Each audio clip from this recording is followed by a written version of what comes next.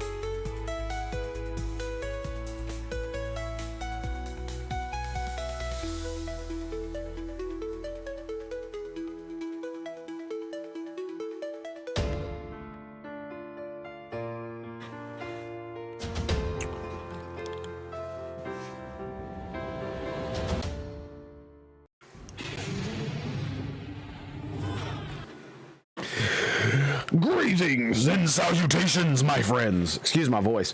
Excuse me. Hang on. Goodness, that's rough. Yeah, it's not been a great day for my voice. So, my dudes, my bros, my homies, if you would please, how are you today? It's good to see you. I was just jibber jabbering with Akanab on Discord about how cool my game's gonna be, but you know, maybe I should get to work on that before I start talking that shit, right? So anyway, my dudes, my bros, my homies, if you would please join me now for the most amazing and stupendous of all kumbayas here in the Milky Way galaxy. It's called a simultaneous sip, and all you gotta do, grab that cup or mug or glass, perhaps have a taker, chalice, or a stein, maybe a canteen, jug, or flask, a vessel of any kind. You fill it with your favorite fluid. I like, that's right, it's the morning coffee. It is delicious. It is magnificent. It is, in fact, waifu made. So join me now, friends, for the gloriousness, the stupendosity, the absolute awesome sauceness that is the simultaneous sip. And it's happening right freaking now. Go!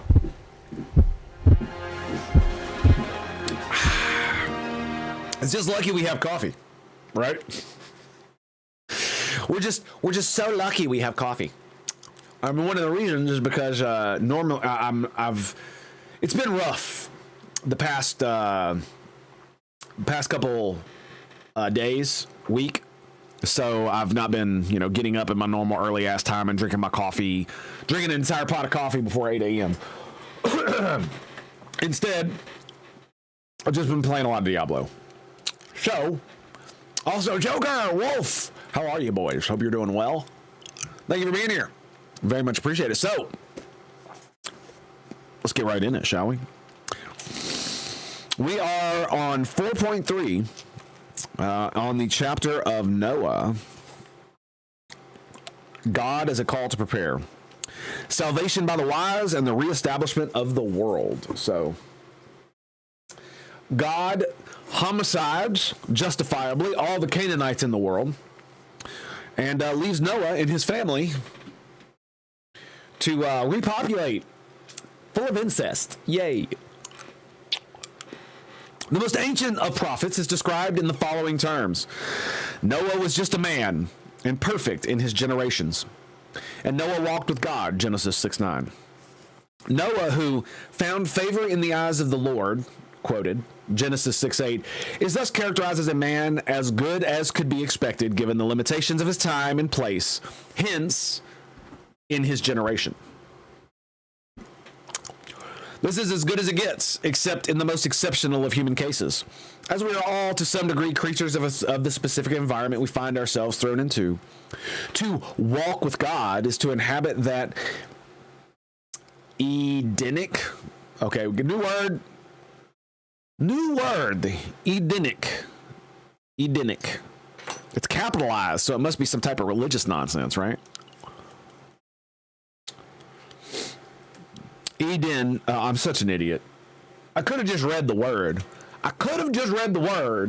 But no, I had to overthink it.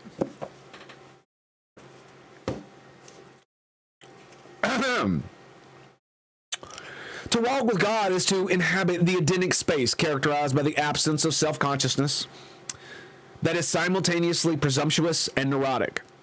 As Adam before becoming aware of his nakedness could do the same. That's a very interesting way to characterize that. To walk with God is the absence of self-consciousness. That is very interesting. Also, the Super Bowl is coming to Nashville, Tennessee in 2030. I couldn't be more unhappy about it. Which is one of the reasons why Adam didn't care about his nakedness in the garden, because he was walking with God, non-self-conscious. It is interesting because I'm both. Sometimes I feel like I'm more self-conscious in some ways and less self-conscious in other ways. Like, if I were standing in front of a crowd and all my clothes disappeared, I would not care. Like, internally, it would be frightening and I would have all this stuff going on. But all that bullshit is my ego trying to control me. That's what that is. And you should never let your ego control you. However, I do tend to present myself in a much better way toward the public facing, mainly because I want to appear dangerous. So that if anybody thinks about hurting my family, they look at me and go, I'm not touching that. That's really the only time in which I really give a fuck what people think of me. Do you think I'm dangerous? If the answer is yes, then I have accomplished my goal.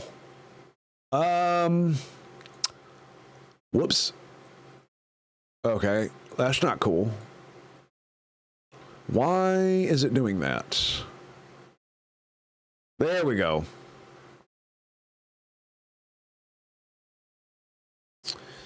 Much better. Excellent.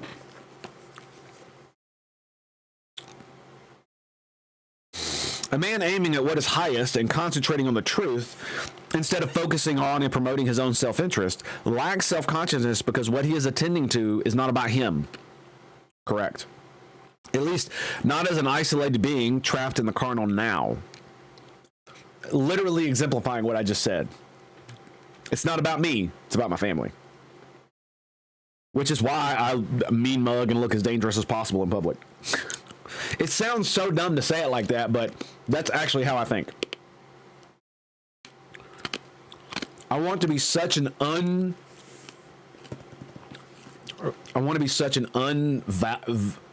target that even looking at me makes someone who wants to do something bad just be like, no. Because if you think about how motherfuckers like that think, when they're looking for victims, if they're smart at all, even a little bit, then they look for people who are weak, who are distracted, and who are alone, right? Or if you've got, like, say, children, then they can be used against you, right? But if he sees my ass, who's like looking like me, mean mugging the fuck, head on the swivel, and I will make eye contact with you. I will let you know that I fucking see you.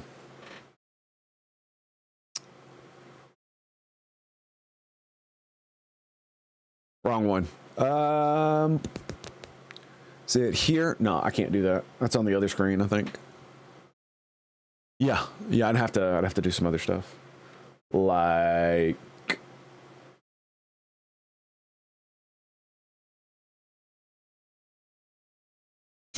anyway. But yeah. Apologies. He is doing something other than following the instinctual and immediate dictates of his impulsive and narcissistic self-interest. That latter tactic ensures only the emergence of the involuntary self-reflection and painful self-consciousness, as we have seen. Quote, I am making the impact I want and need so desperately to make. Excuse me. Am I making the impact I want and so desperately need to make? Am I impressing those who I am parading myself in front of? Am I winning this argument? Am I emerging as the victor in the contest of status? Am I successfully insisting on my public display of moral virtue? The alternative is to walk unselfconsciously with God. Imagine being on stage, a daunting proposition to anyone, for everyone. It is. It's very scary.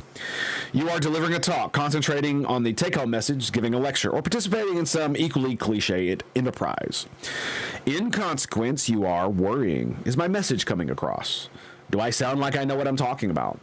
Will the audience find me interesting and impressive? What are people thinking of me? This is all instrumental, self-serving reason, and suffering self-consciousness will necessarily and inevitably ensue.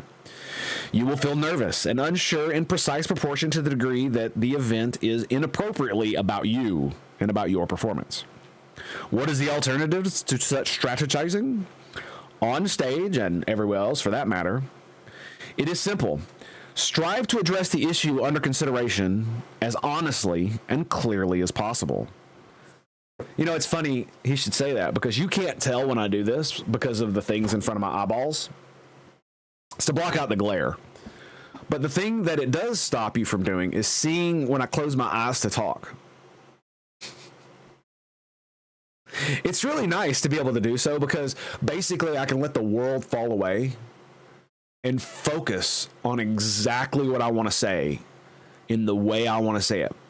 Essentially manifesting that like spirit of intellect within me in a way that just counters out the rest of the world. I'm doing it right now, in fact, where it's simply the stream of consciousness. The only thing that exists right now is my hand, the way I'm moving it, and my voice. Such an interesting thing. Huh. Anyway. Strive to address the issue under consideration as honestly and clearly as possible. Then the event is no longer about you. So there's no reason for self-consciousness. You know what's funny is that's exactly how I did streaming. Because it's not about me, even though it is. My face is on screen. I'm the one talking. I'm the one making jokes and having fun and shit. But whenever I was especially streaming video games like XCOM, it was definitely a thing where I just stopped focusing on me and start focusing on the thing. And it worked. It stops you from being self-conscious. It stops you from looking at the fucking image of yourself on the other screen every 5 seconds, which I constantly do still. It becomes instead, and properly so, about the search for truth in relation to the question at hand. That question, too, must be an honest one you truly regard as of crucial import. Oh, God, isn't it the case that so many idiots on the internet who argue about everything bring up such disingenuous questions? It's so fucking retarded. It is insane how many people openly and just forthrightly to your face are just bad faith and just absolutely will not come to terms with it. So many fucking people are just bad faith. And never, because like if you weren't bad faith and your opponent's making a stupid argument, you not only make your argument, but you also make their argument for them. And it makes you look way better. But instead, you could pretend to be like Destiny, and you could pretend to not understand anything that comes out of anybody's mouth, and just completely and utterly zig and zag and all this other bullshit because he literally believes you are an enemy of the state. Essentially, you are so disgusting, you are so much of an other that engaging with you in honest conversation is never going to happen. That the only thing that he's going to do is win, and that's it. There is no search for truth because he doesn't believe you're searching for truth, and so therefore he will not engage with you in a forthright and honest manner. And it's sad to see because I think Destiny could change the world. I really do. But he has allowed his demon of hatred and contempt to completely and utterly consume his soul. It's sad. It's really sad. He could do so much. And he was so close. It felt like he was going in that direction too. And then he just gave up. He gave into the hate. He gave into the fear. He fell to the dark side, literally. Like, it was very interesting to see the transformation too. It is literally akin to Anakin Skywalker in Revenge of the Sith, where it's this descent into madness where you give in to the hate, you give in to the fear. He gave into the hate of the other. He gave into the fear that they would win and then destroy him.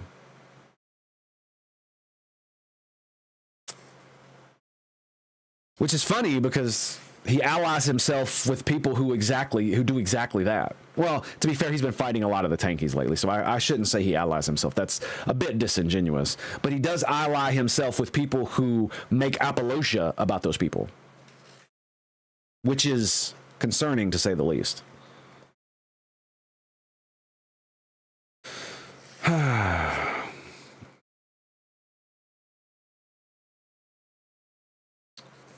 Why otherwise? Okay, so yes, the question too must be an honest one you truly regard as of crucial import.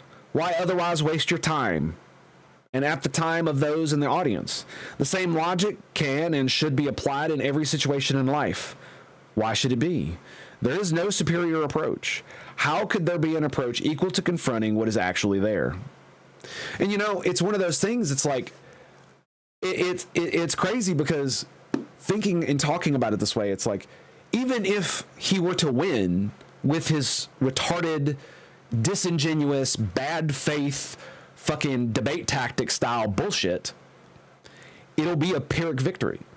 Just like all the Pyrrhic victories that the Democrats had over the past like 50 to 60 years, where it's made on bad law, bad foundation of thought, bad logic. And then once everybody finally starts to screw their head on straight and starts to see through all the fucking grifty bullshit, race grifty bullshit, we're like, well, I thought we were supposed to not be basing things on race. So why do we have all these race-based districts? There are no other race-based districts, but for this one race. And we're not supposed to be racist, but this is racist.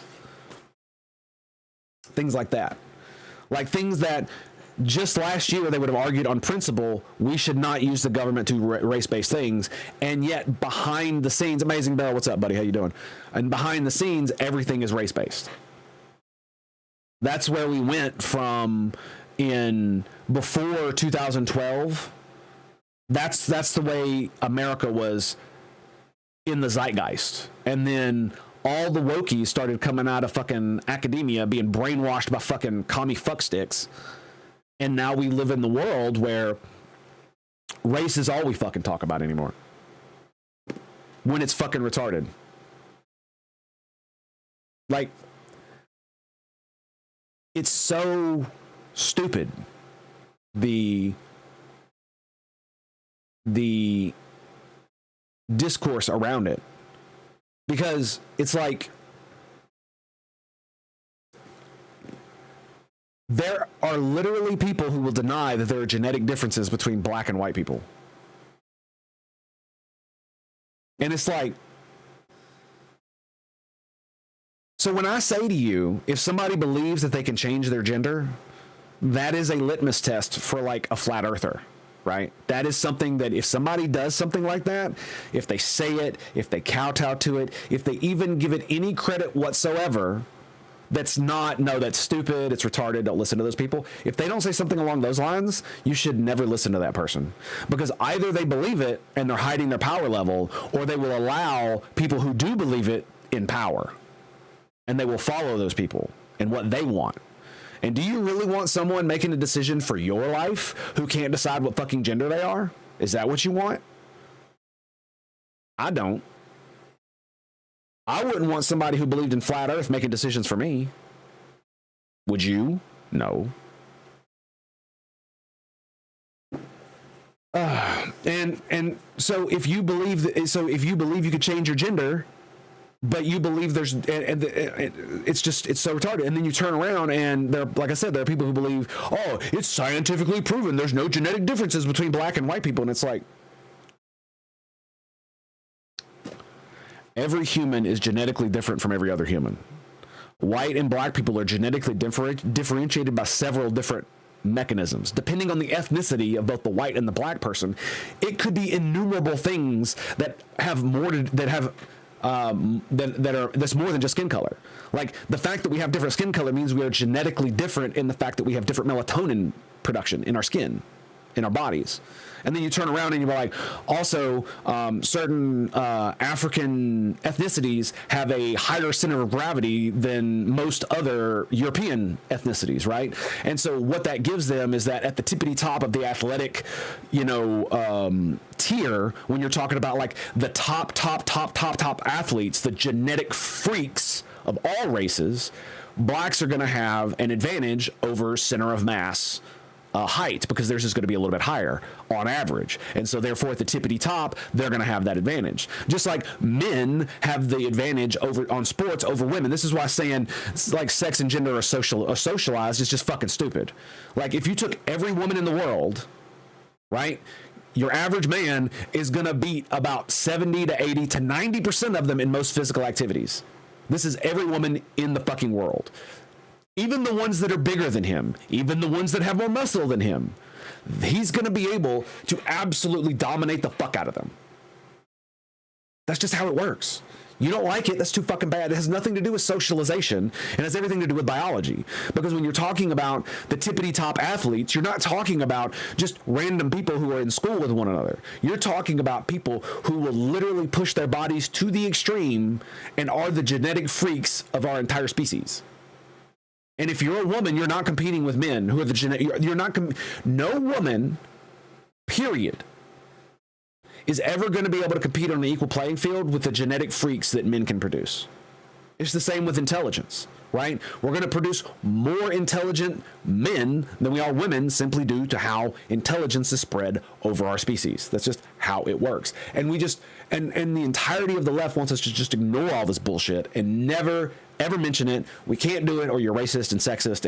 And basically, it's just, if you say anything like this, they will just use the magic spell of racism, sexism, and hope that it makes you try to defend yourself. And you go, and instead, and we're now at a point where I don't give a fuck anymore. I don't care what you call me. I don't care what you call it. You're lying through your fucking teeth, but I'm not going to defend myself because I didn't say anything racist. I didn't say anything sexist. I said things that are true. If you don't like reality, go fuck yourself.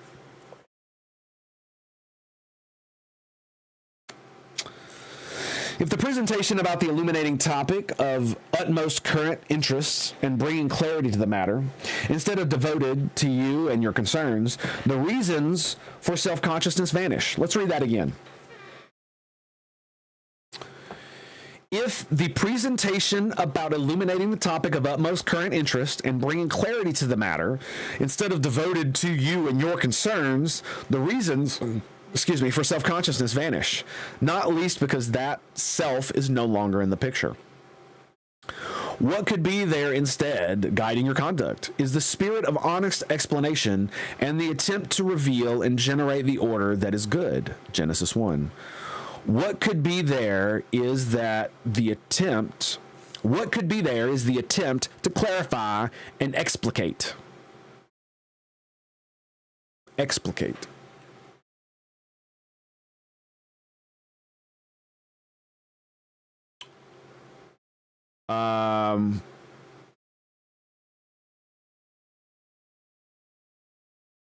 Explicate.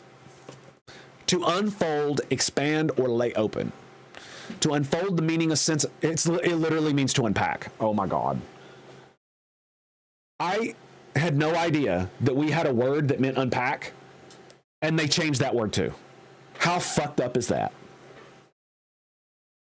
To unfold the meaning or sense of, to explain, to clear of difficulties or obscurity, to interpret, literally to unpack.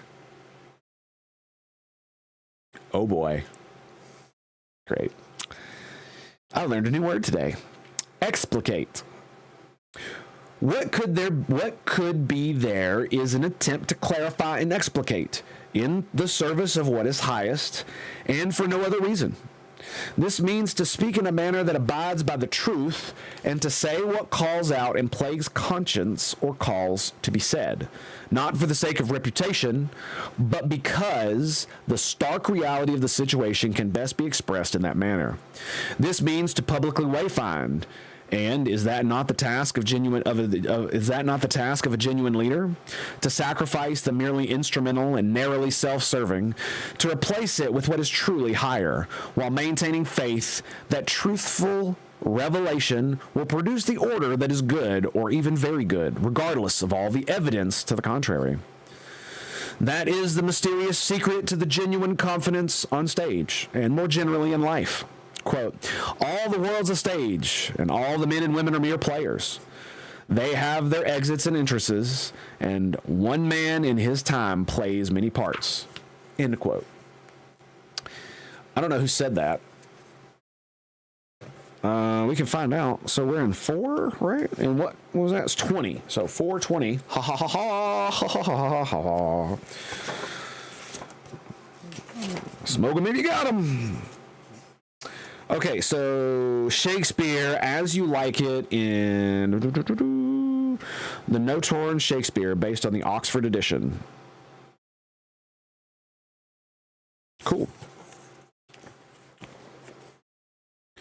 Everything else is in the shallow and ultimately pointless, deceptive, manipulative, impulsive, and self-defeating mimicry of the narcissist. This is honestly, this feels like it exactly describes Destiny's debate with Constantine Kissin. Pointless, deceptive, manipulative, impulsive, and self-defeating mimicry of a narcissist.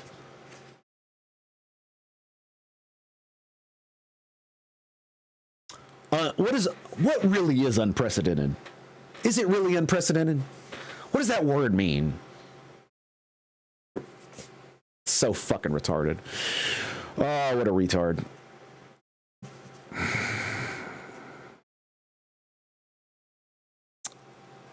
Un momento, por favor. I just lost my place on accident.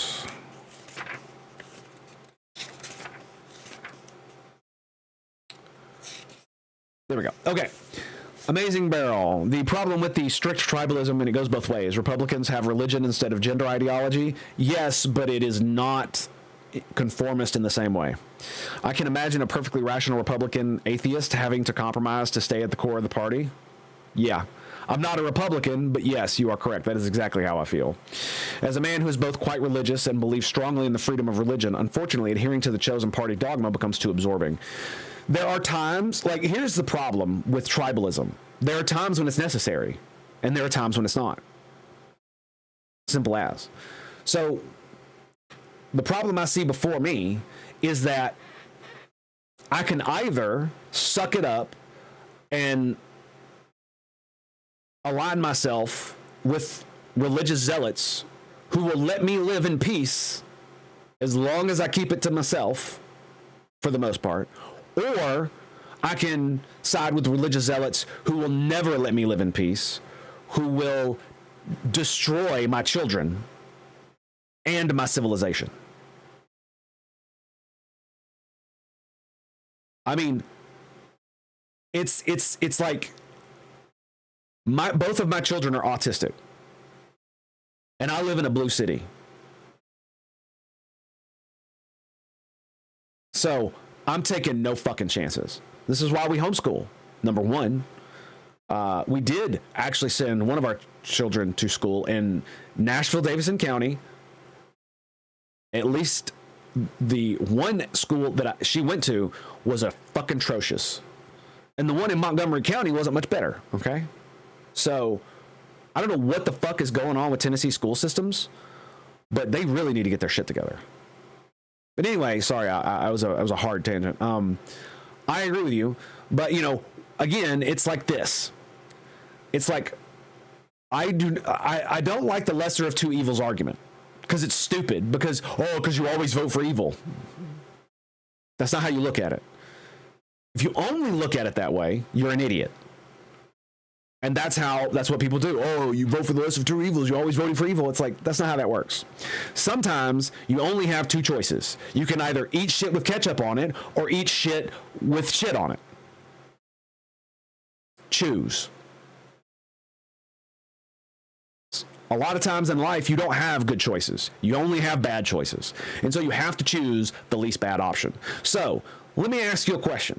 Do I want to choose the one that's going to continue my civilization into the future, or the one that's going to allow my daughter to cut her breasts off and cut my son's dick off and lead us into an era where our entire civilization will collapse because we're not having enough kids?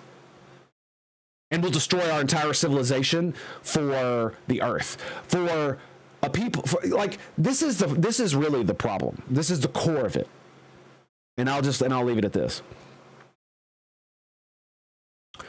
One of the ideologies, let's just say tribe. One tribe puts humans first. The other tribe puts humans under animals, under the earth. So when you say, I need to stop having children for climate change, what you're saying is that the unalive planet is more important than you. It's more important than humans. It's more important than your children. This is like saying, I'm going to have kids, but if a lion ever comes to eat them, I'm just going to let them be eaten. Fuck you, dude. Like it's just upside down morality is basically what has captured the entirety of the left. And the worst part is that I used to be a Democrat.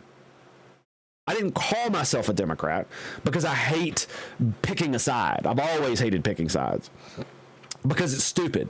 Because I'm not going to vote Democrat because I'm a Democrat. That's not how that works. I never voted Democrat because I was a Democrat. I voted Democrat because the people making the mouth noises said things I like.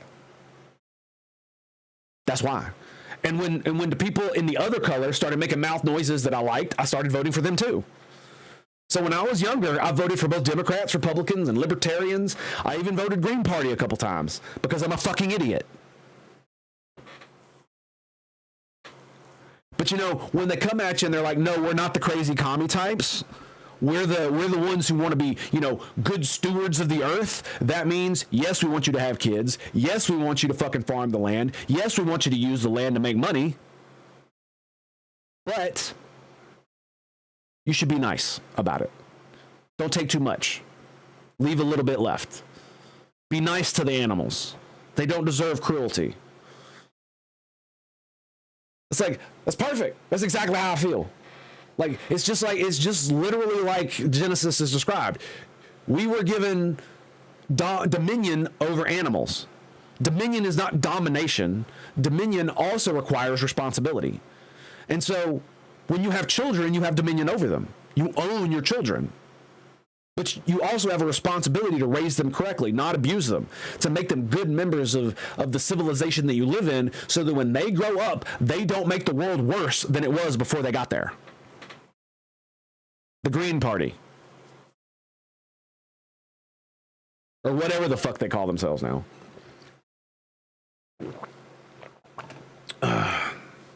But again, that was like, how old am I? 42? That was 20 years ago. So, and I mean, the funny thing is, if I custodianship, correct, but that's because people are fucking stupid, Amazing Barrel, because they don't look at definitions. They don't think through what's being said.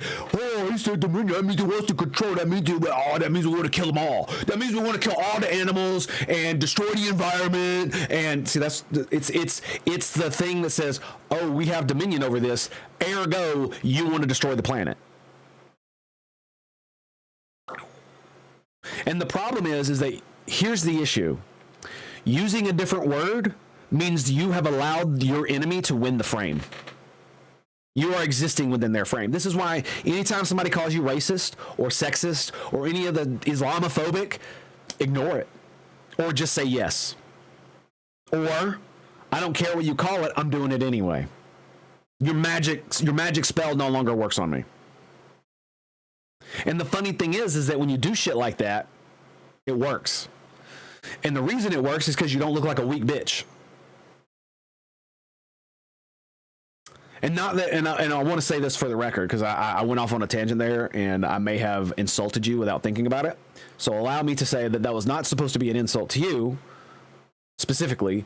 It's one of those things where it's like, if you don't understand what's going on, you're not really going to be able to do it, right? If you don't understanding that you're in a verbal martial arts fight, then you won't fight, right? You will just continue to do whatever it is you do while the other person is like fucking doing jujitsu moves all over your face and owning the fuck out of you without you even realizing it and changing how you think and fucking up your logic and all this other shit. My granddad has a joke about that party.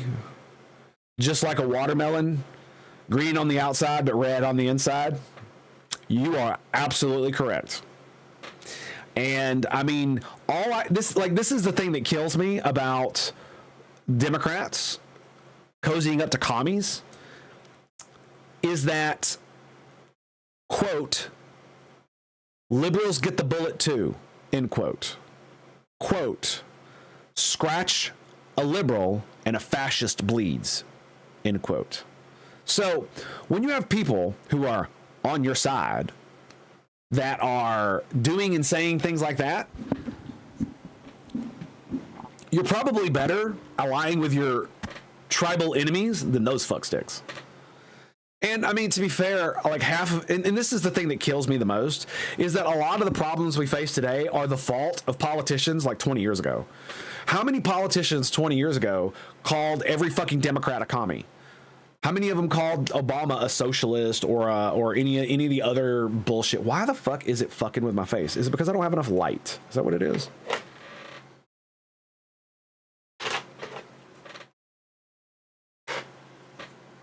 That's got to be what it is. Yeah. It was losing track of my face. So it's just one of those. It's just one of those things. It's like it's why the. And you know what's really fucked up? It's caused the same thing that's happening on the right now, where they call everybody a fucking Nazi. They say, I want to limit immigration to only good immigrants who want to come here and become American. Maybe they keep a little bit of their culture, right? Maybe they keep a little bit, like in Chinatown. I don't care about China. Chinatown's great. You know, you speak Chinese there, that's great. But everybody there should at least know English, right? Duh.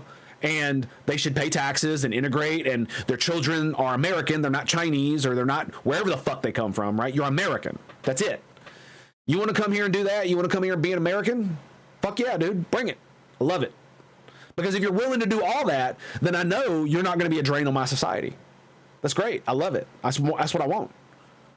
That's how you get rid of things like racism and all this other bullshit. And the problem is that position is now considered Nazi. It's now considered fascist. And so what they've done is they've made fascism and Nazism look normal. That's right.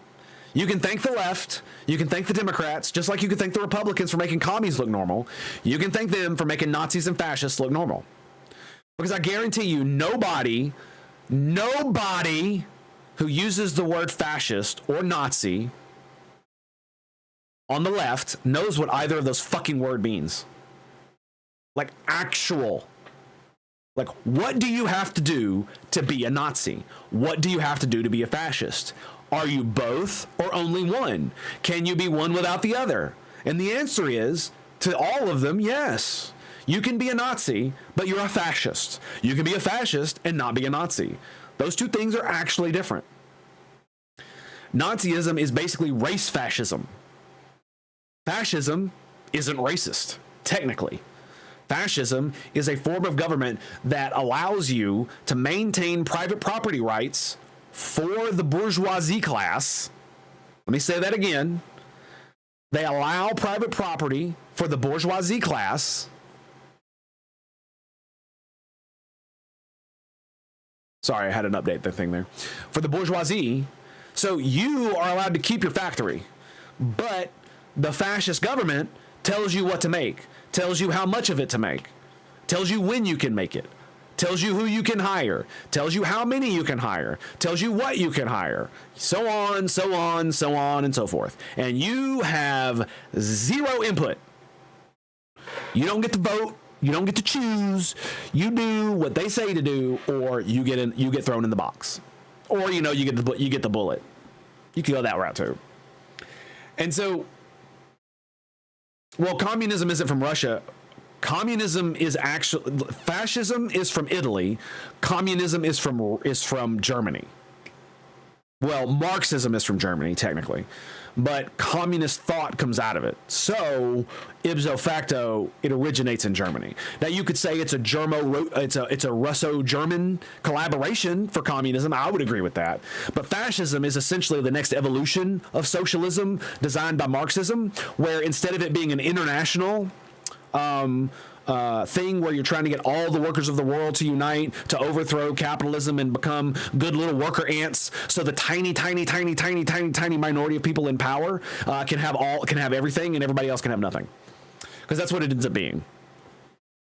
And fascism is essentially the next step of that, where you say, well, you know, what if countries themselves are proletariat and bourgeoisie? For instance, the United States of America is a bourgeoisie country, and Italy, as according to Mussolini, was a proletariat country full of working class and all that other dumb shit.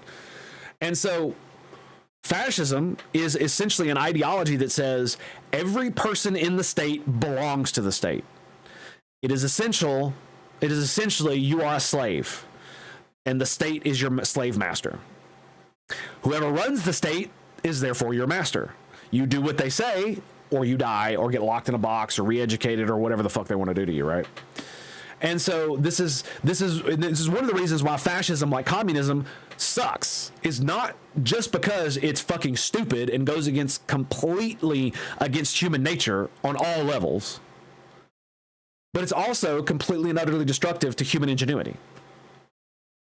Because just like with communism, if the poor guy who's really fucking smart can't make a buck with his idea, then he's not gonna. He's gonna do what they do in Cuba, where doctors are driving taxis because that's the best way to make the most amount of money, instead of being doctors. Is communism really from Germany? Technically, I would say yes, but I mean, you can make the argument that it's not. Roaming Slayer.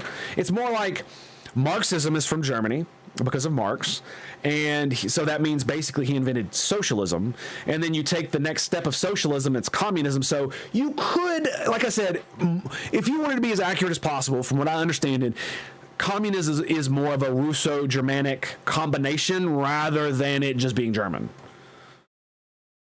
Goes back to the French Revolution, so I would say it's more French. But that's not what the French Revolution was about. The French Revolution wasn't about making everybody into an ant colony, right? There were so many different ideas. The French Revolution was about the French Revolution. There was so much bullshit going on at the time, you can't say it was about any one thing, really. Murder of the elites, you could probably say that. Murder of the elites is probably a good one. Some of it was probably justifiable, so fair enough. And again, this is one of those things where it's like, I don't really think there really is a right answer, because no matter how far you go down in the thought, something else also originates from somewhere. This is the problem I have with Carl Benjamin. Absolutely love Sargon of Akkad. He is the fucking man. Like, he is the reason I'm doing this. I just wanted to play video games too, bro. I just wanted to play video games too. So the problem I have with Carl Benjamin is that he does exactly what you just did.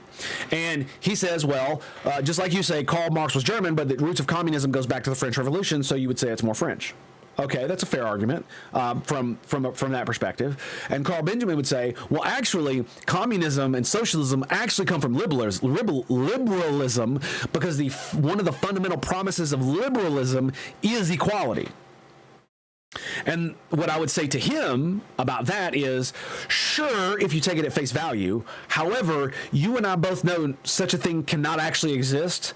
And so using it in that way is stupid. And therefore, the communists and socialists are stupid. That doesn't make liberalism bad. That makes communists and socialists stupid for ignoring human nature. So instead, what we should do is we should evolve liberalism to be more inclusive of the idea that humans are not worker bees. We're not fucking worker ants. You cannot live in a communist society as a human unless you take away human free will. Brave New World. That's how you live in communism.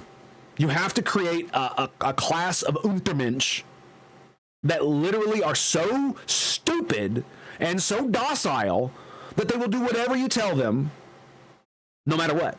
And they will never even think about freedom. That's it. That's how you create a communist society.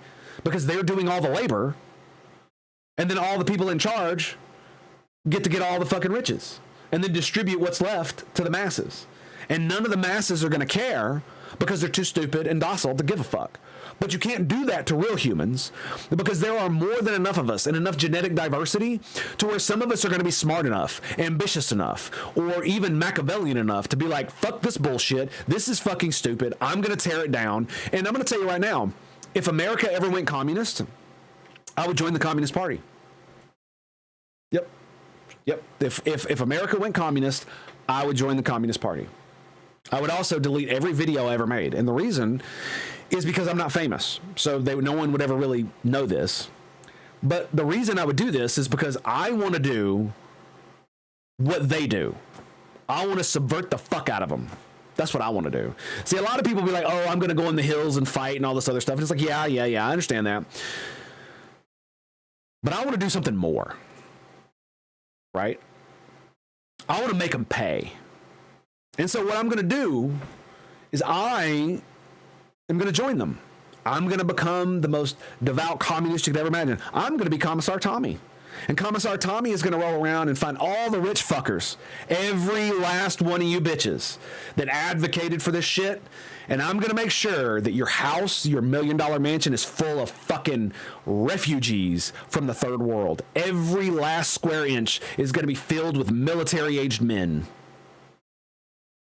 All of your property, all of your money will be redistributed, and I will fucking make sure of it. And guess what, comrade? If you resist, well, that means you're a counter-revolutionary. Like, it's so dumb. It's so fucking dumb.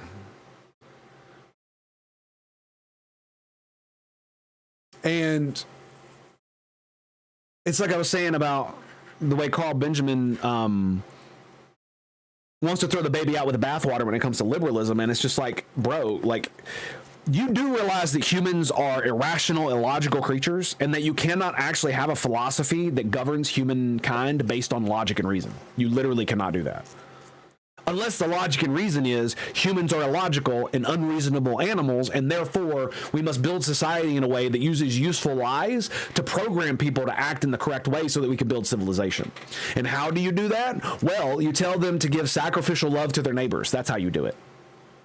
You basically make everybody into Jesus, and we'll have a safe and secure society. Kind of crazy, huh? But the problem is that if you allow people in your society who do not show that self-sacrificial love to their neighbors via committing crimes, via hurting others, those people should be excised from your society. Period. End of story. Either lock them in a box or legitimately homicide them. Get them out of society. Get them away from my fucking children. Get them away from your fucking children.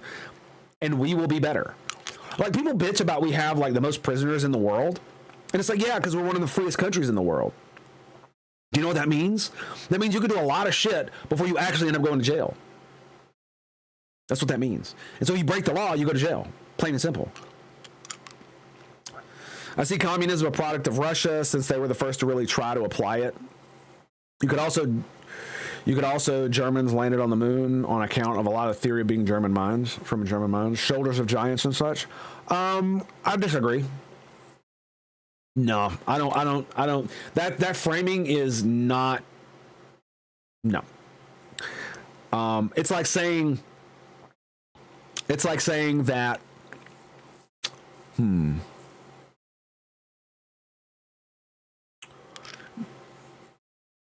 Germans did not land on the moon. Americans landed on the moon. If America wins the gold in any of the Olympics, but the person who is the person who won the gold is a black person who immigrated here, whose parents immigrated here 50 years ago, and he's a firstborn, and he's a natural born American, so he is an American citizen. First generation immigrant. Did Sierra Leone win it? Or did America win it? America won it. Simple as. And why? Because Germany didn't have the infrastructure or ability to do any of that shit. They didn't have the ability to take the greatest minds, some of the greatest minds human civilization has ever produced, and point them at a goal and be like, get the fuck at it, buddy. And to be fair, it's one of those things that's like, it really does feel like that America is one of the only countries that should be able to do almost any of this shit. And one of the reasons is because of the idealism of the individual. That you, the individual, can conquer that mountain. You, the individual, can drag our entire civilization kicking and fucking screaming over a hill and change our entire way of life. That's America, baby. And it's crazy. Like, half the reasons we did so well in the Second World War was literally because we're America. It's because our logistical networks are insane because we're a nation of entrepreneurs. We're a nation of industry giants. So when you need to make fucking tanks, we don't make the best tank. We don't make the tank that can shoot the biggest thing. We don't make the tank that has the best of everything. We make a tank that we can make millions of. So no matter how much you fight,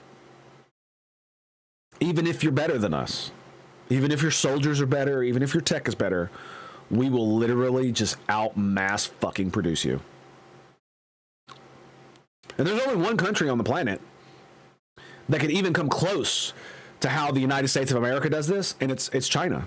And I don't think they could do it. I don't think they have the ability. And you say, oh, well, America got rid of all of its manufacturing. Yeah, but let me ask you a question. If we went to war with China and Russia today, we all declared war, what do you think would happen next? I'll tell you. The government would open up contracts. So who wants to build factories to make tanks? Who wants to build factories to make airplanes? And the money would flow, and the factories would be built, and the next thing you know, we would have assembly line after assembly line after assembly line full of human beings turning wrenches, turning screws, inspecting lines so that we can build as much arsenal as we can possibly make. It'd take about a year, maybe 2.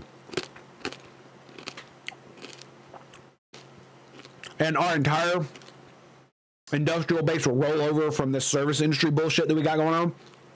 We'll go right back at it. And you know we will. You know we will. Like, there is no question. If my country were under actual threat, I would work on an assembly line 12 hours a fucking day making planes. You're goddamn right I would. Every fucking day. Every fucking day I would go make planes. Trying to make, is there are standards by which it is reasonable to attribute communism to Russia? I agree, which is why I conceded that if you come at it from that way, that's fair. But I would say that the moon landing is not a good analogy because of the reasons that I outlined. But having the thought does not necessarily count. Fair enough. No. I mean, and to be fair to you, it is a good way of thinking about it. As always, it's not always best to think inside of your tiny little box, right? So fair enough. Which is one of the reasons why I love talking to you guys. Like, especially, you guys who've been here for so long and you know how I think. You really do give like awesome perspectives that take me outside of my box and require me to analyze things from a completely different perspective. And I'm just trying to be honest, right? And so I don't give a fuck about my ideology. I don't give a fuck about what I want when it comes to the world. What I give a fuck about is being honest about what I'm talking about. That's what I care about. And so I'm not gonna lie for the Trumphileficus. I'm not gonna do it. If I didn't want to hurt him by not saying so if I had to say something that would hurt Trump or the Republicans or the people that I want to win as far as politics goes, I would just shut my mouth. And if somebody asked me the question, I'm going to be like, instead of dancing, this is the problem I have, right? Is that I don't care when you don't want to hurt your own side. What I care about is when you're disingenuous about it. When you're asked a question and they're mealy-mouthing around or they start lying about the other side or lying about their side or making excuses and all this other bullshit, all you have to do is look at them and go, no, I don't think I'm going to be answering that question. And then they ask you again, you'll be like, I just told you I'm not answering that question. You're wasting everybody's time. Okay, let's move on. Next. It's that easy. And what are people going to do? Oh, he's a bitch. You didn't answer the question. Yeah, but you didn't answer the question, so there's no clip of you being a dumbass for answering the question. Instead, there's going to be a clip of you being a fucking Chad, being like, no, I'm not answering that question. Next. Because you assert yourself. Anyway, Christian nationalism may be the only communism-resistant system because it condemns coveting another person's property. Yeah, you got to be careful with Christian nationalism because from a certain perspective, I agree with you. And that I don't necessarily mind Christian nationalism in and of itself in the soft way that it is applied. Because people hear nationalism and they automatically think fascism and Nazism. It's because they're retards and they're fucking stupid and ignorant of history and context and philosophy and damn near every other fucking thing in the world that you could possibly imagine. But we can go on beside, because I am an ultra nationalist, just 100%. I am. I love my nation. I love my country, and I want it to come first in all things. But that does not mean that I am America only. I am just America first. And I believe in the nation state. I believe in our republic. I do. I want more places to be representative republics, because I believe it is one of the best forms of government there is. But I'm not going to force people to do it. I do not believe in spreading democracy around the world. If you want to have a fucking king wherever the fuck it is you live, you do you, baby. You do you. Don't bring that shit over here, and we won't bring our shit over there. Simple as. You don't like dogs, and you don't want to have pets and shit. You don't want to eat ham and bacon and all that other bullshit. That's great, baby. You do you. You do you. You take your countries and you do that. But over here we don't do that shit. Over here we have dogs. Over here we eat meat. Where we eat ham. We eat bacon. We eat them pigs. We have pigs as pets. Don't like it? I'm sorry. But there's a place for you. It's called where the fuck ever you came from. And so I don't like a lot of what some of the Christian nationalists, like some of them put out, where it's like, oh, the nation must be governed, by Christians, for Christians in a Christian way. I think that's retarded. However, if it's more about the fact that we were founded as a nation of Christians based on Roman law, Greek philosophy, and Christian morality, well, hey, you got me there, baby. Okay, we can talk. Because if you've got space for me, an atheist, to be in the government, to be able to make my arguments, and to be able to interact with the representative republic as it is, then we can live together in peace and harmony, right? Because the vast majority of things that Christians want, I want too, right? I want a peaceful society. I want a civilization where we are not allowing the crazy communist bullshit to fucking take over. That's what I want.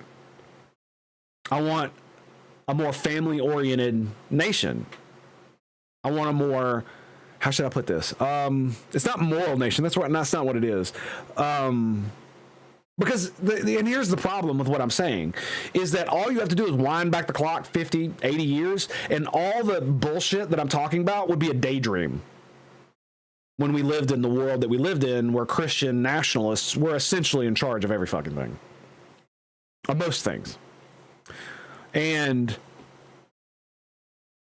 so when they're creating, like, essentially hate speech laws based on blasphemy rather than hate speech, it's the same bullshit, and I don't want it.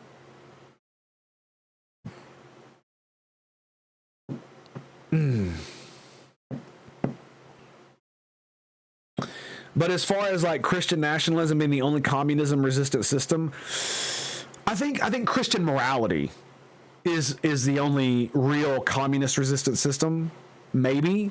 But the thing about it is that here's another thing that's not actually true. Capitalism is a communist resistant system, especially when it's properly regulated markets. Because the moment you have a free market in capitalism, the free market ceases to exist. Because what happens when you have a free market? Well, the first person to get a monopoly keeps the monopoly. And then they do all kinds of fucked up shit to everybody else, so they keep that monopoly. And they can make as much money as possible. That's just the nature of how it works. That's the nature of human interest. And so instead of being like, oh, communism is bad because of this outcome, no, dumbass. It's like, oh, we're going to do communism because capitalism outcomes are so bad, but communism is antithetical to human nature in its entirety. We covet. Simple as. Even if everybody in the world had the same exact material conditions, people would still covet other people's shit.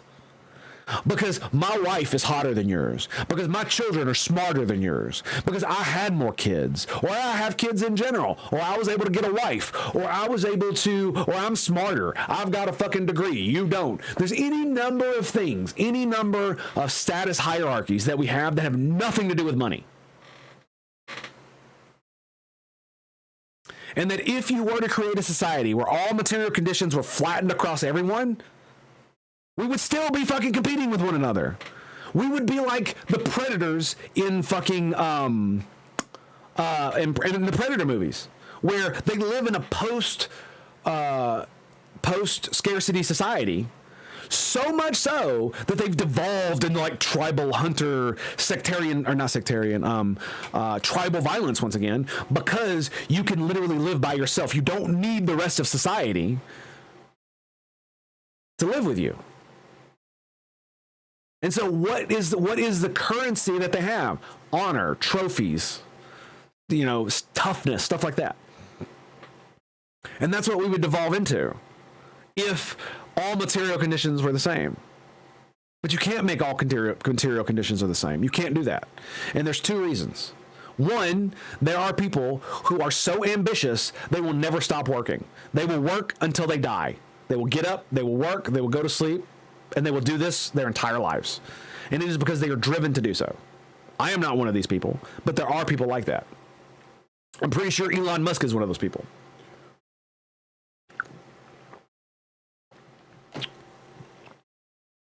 And so you want to give these people as many resources as you could possibly imagine so that they can work and work and work. And it's so dumb to want to, like, these people want to give all the power and money to a small select few people, individuals who are running the government. But let me ask you, who's going to benefit society more?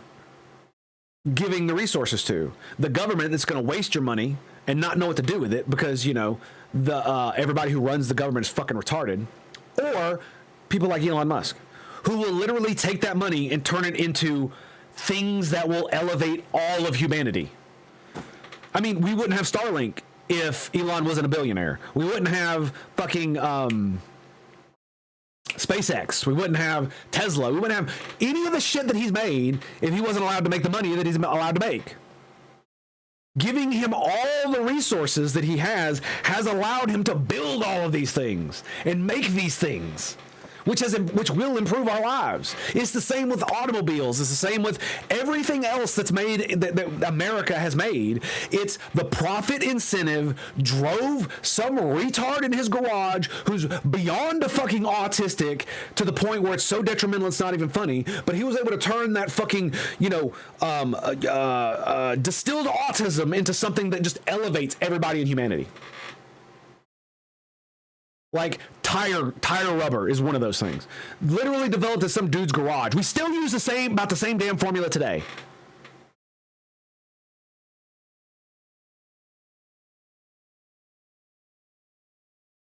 How many times does it have to be shown that we can do this over and over and over and over and over again, and the communists just don't care? Greed is not bad. Greed is a normal human emotion. It is normal. You should normalize greed. You should, here is the problem I have with the people who say greed is bad. If you say greed is bad, then you might as well be saying that love is bad, that fucking emotions are bad. Because the thing about it is that even your, quote, negative emotions, unquote, can be turned to good. Greed can be good if that greed is channeled into a capitalist endeavor where everybody wins. So if you are a normal person who is forthright and honest, but you want to make a lot of fucking money, well, guess what? That's great, because you're going to uplift everybody around you. I know more is not always better, but you say normalize. It should be normalized. What we shouldn't do is celebrate it. What we shouldn't do is exalt it above other things. Of course, it should be below things, but that doesn't mean it shouldn't be normal. We shouldn't demonize greed in and of itself. What we should demonize is greed to the point of immorality. It's not wrong to imbibe alcohol. It's not wrong to smoke cigarettes. There's nothing immoral about it. What is immoral is ill temperance. Which means if you smoke too much, if you drink too much, it's immoral. So just like Aristotle fucking says, you have, when it comes to virtue, you either have too much of a thing or not enough of a thing. And so to be virtuous, you must be in the middle of the thing. If you have too much, it's bad. If you have too little, it's bad. It's like courage. Courage is good. Having too much courage is considered, brash. How can you tell the difference between brash and courage? One is stupid, the other's not. And sometimes it's hard to tell the difference. But you can definitely tell the difference when you have a dearth of courage, right? You can definitely see when someone is a coward. You can see that. That's easy. And so it's just like, and so greed is one of the other ways. Desire for material gain is a natural human emotion. In fact, the reason humans are the way we are, the reason we have conquered this planet, the reason we are not an apex predator, we are the apex predator, the reason this is our planet. We don't live on this planet, it's our planet. We own it, period. And the reason that is greed. The drive for humans to gather more resources than they need for the future so that your children will not starve next year or next week or next month or during the winter. That is the driving force behind greed. That is what that is. And so we have given it this word and given it such a negative connotation that for some reason, it's like there's so many, like Twitch streamers are so fucking gay, dude. Oh, I did it for the passion. No, motherfucker, you do it for the money. Almost everybody does it for the money. Everybody does it for the money. If I were making money, I would be happy. I would be fucking over the moon. But I'm not going to tell you that it would be a motivator. And I've said this, I don't know how many times. I would be far more motivated to stream, especially video games, XCOM, any number of things, if I were actually making money. Right? It's one of the reasons I gave up on XCOM is because I was getting burned out and I wasn't making any money. If I were making money, I would have sucked it the fuck up. Because you know what money buys you? Relaxation. A sauna. Massages. You know, if I could buy more guns and go shooting every weekend, I would play XCOM every fucking day for you. Selfishness is a virtue because it's not a nature. Selflessness is a virtue because it's not a nature. Incorrect. Selflessness is a virtue, but it is also within our nature. Because of course it is. We're social creatures, dude. Selflessness is the thing you do to your children because you don't kill them when they irritate the fuck out of you. You don't deny them resources because you want them to grow. You're selfless to your children. You're also selfless to your tribe because most of them are your family. But even the ones that are not your family, you're still selfless to them because what do you do in the tribe? Well, you go out and hunt. You build things. You build the huts. You build the roofs. You do all these things. You do all these selfless acts for your tribe. Why? Well, because in the end, they benefit you. Selflessness, in the end, benefits the person who is selfless. Crazy.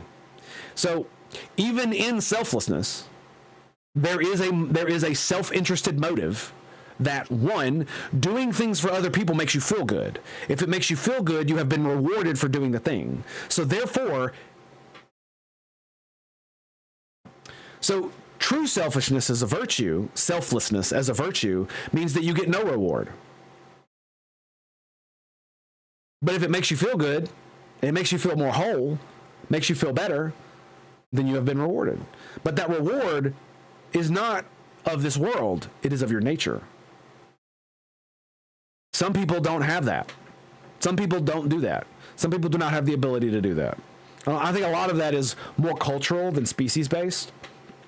It's that we've built institutions of mind to explain why being selfish is not just is bad for you. Because if everybody is selfish, then your children starve. If everybody is selfless, then not only do everybody else's children survive and thrive, but so do yours.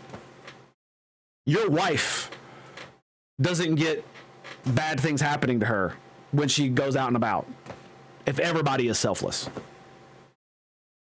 If every man protects every woman, your wife will never be accosted. Your wife will never be hurt. Your daughter will never be hurt either in that way. Or if somebody does decide to do something like that to one of your family members, another man will step forward and defend them. Because that used to be the contract when we had the patriarchy. The patriarchy was literally designed to protect women. It wasn't designed to elevate men. It was designed to protect women. Because otherwise you wouldn't have fucking lowly worker bee men protecting all women.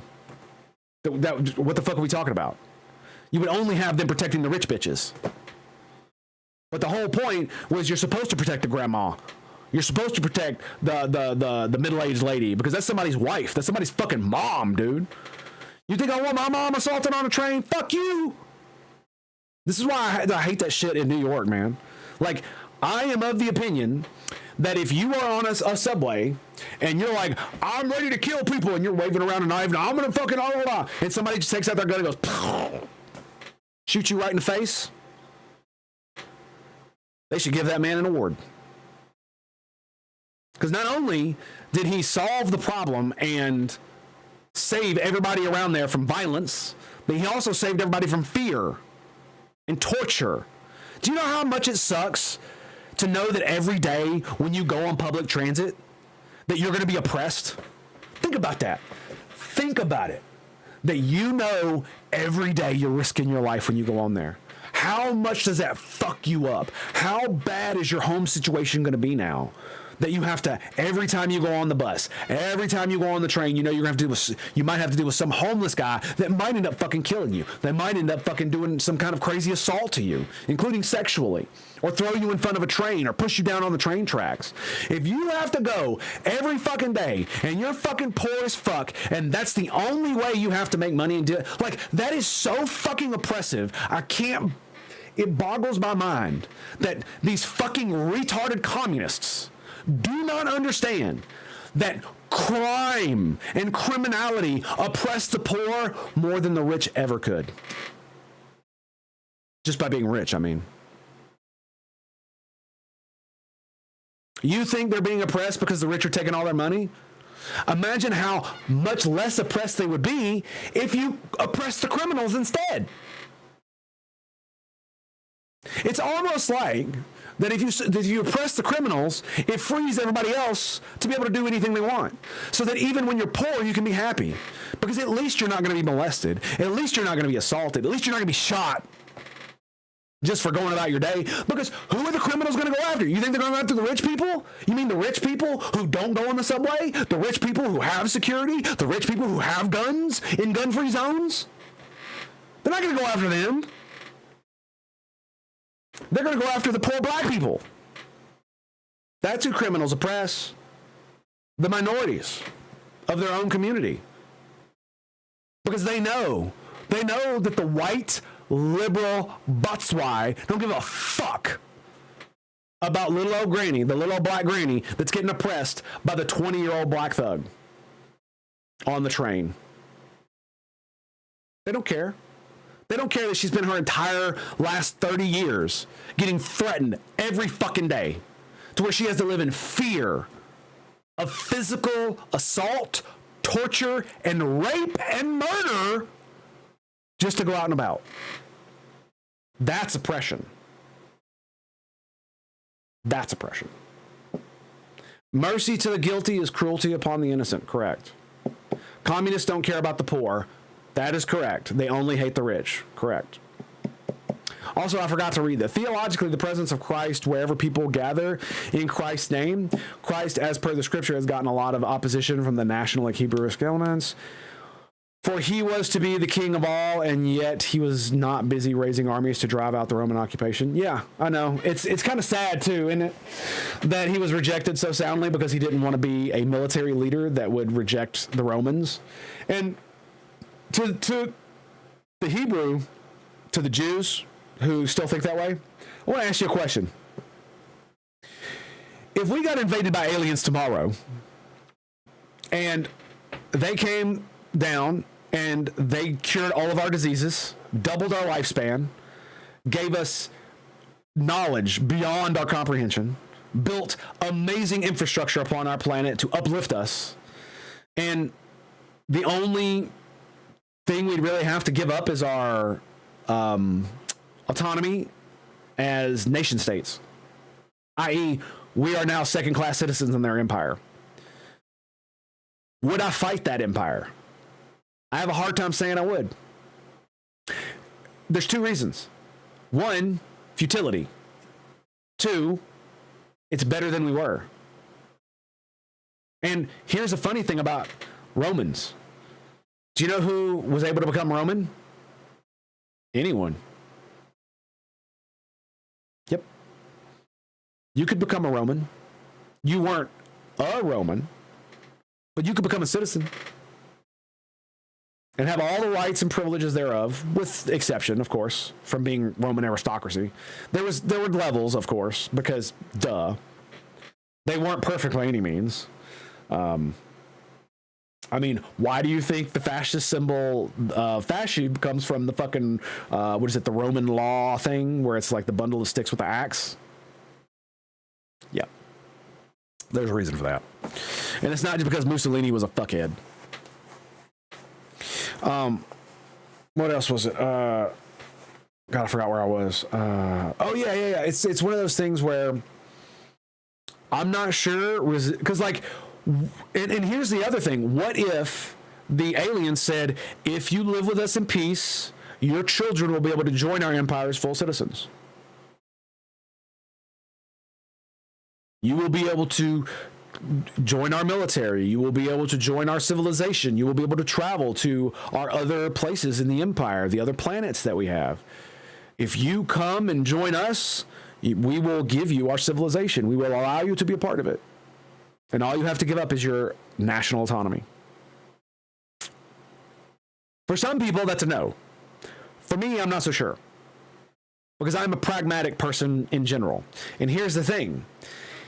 If you join the giant empire and then you give up your autonomy, what happens in 100 years? Well, now you're a province of the empire, right? Which means you would have whatever voting rights in the empire that other provinces have, or whatever form of government they use. So you would just become integrated. Which means, just like African Americans today, who can fucking vote in any election, yet they're trying to say that we're trying to take away black people vote.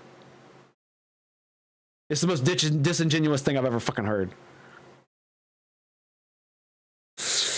Ah, man.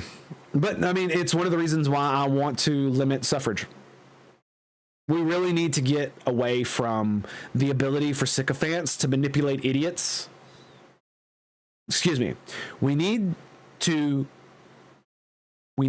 get away from sociopathic knaves setting traps for fools to get them to vote against their own self-interests.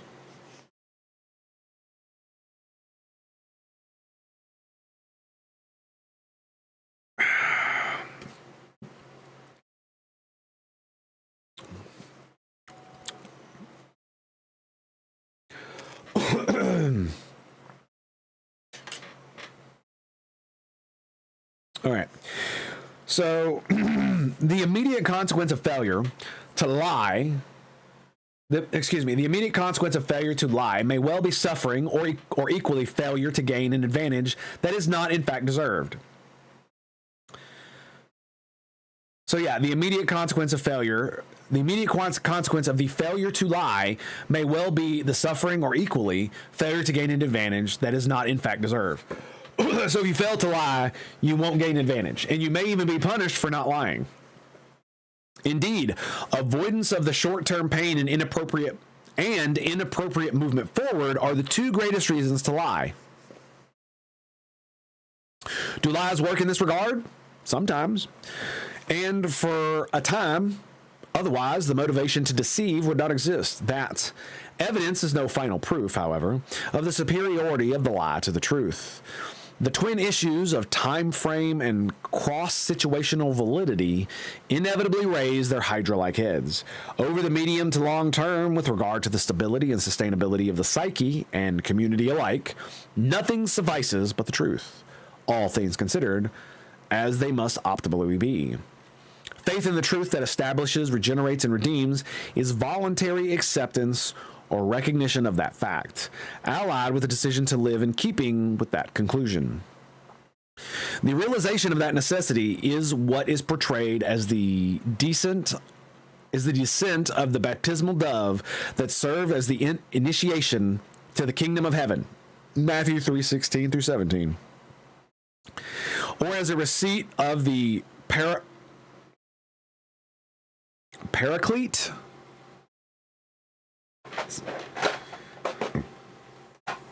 Paraclete.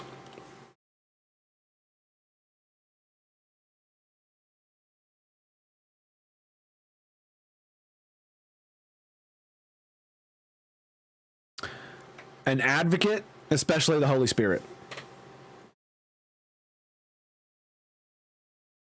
Okay. Or as a receipt of the paraclete or comforter or guide that Christ promises to leave with his disciples after his departure, John 14:26. That faith in the truth is the alliance between man and the world that creates, at the beginning of time and for eternity, the veritable reflection of the image of God, in which man and woman are made, as outlined in Genesis 1. Okay.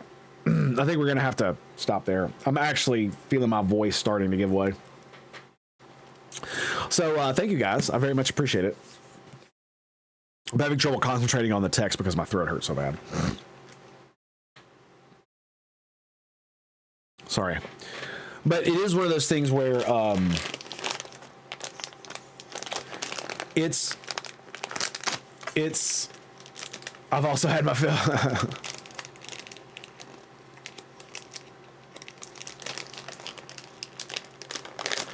I sent my waifu an apple tart with a note. Please notice me, synth pie.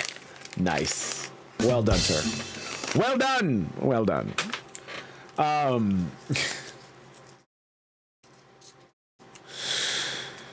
Indeed, sir. But it's one of those. I mean, the funny thing is that I would keep reading if my throat weren't bad. Also, I need to fix my mic because it's still fucking up, and that's not good.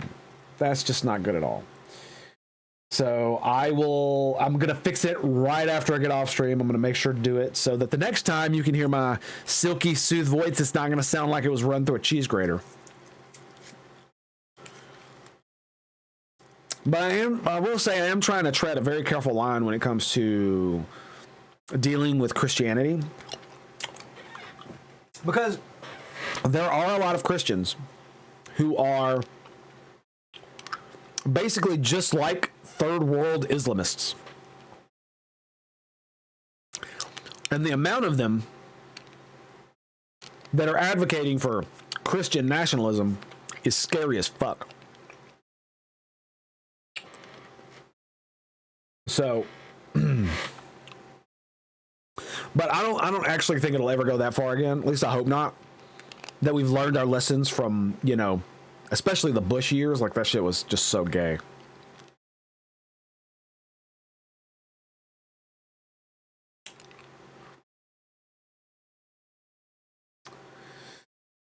When you accept claims to be true, which is common when you do have those problems. Well, it's not that they accept those things as true. It's that they don't actually follow the commandment given by Jesus Christ himself to be discerning.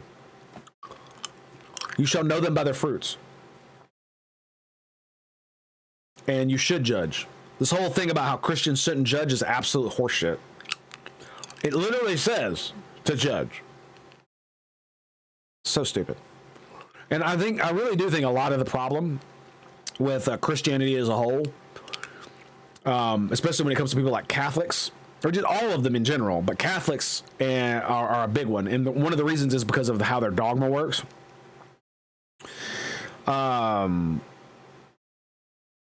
Is that they don't actually read the Bible. They have no idea what Jesus actually said or taught or commanded of them to do. Or what the later prophets like Paul would also say to tell them to do. Like, it's like, let me just say this.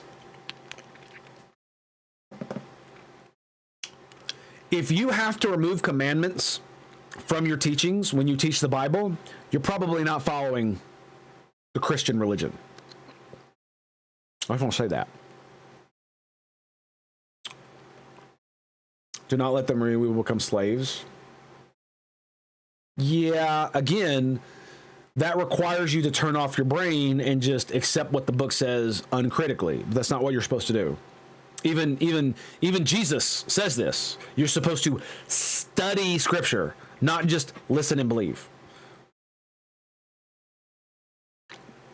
You're supposed to discern things in the world. Use your brain. Like, you literally have a brain. You're supposed to use it. Yeah.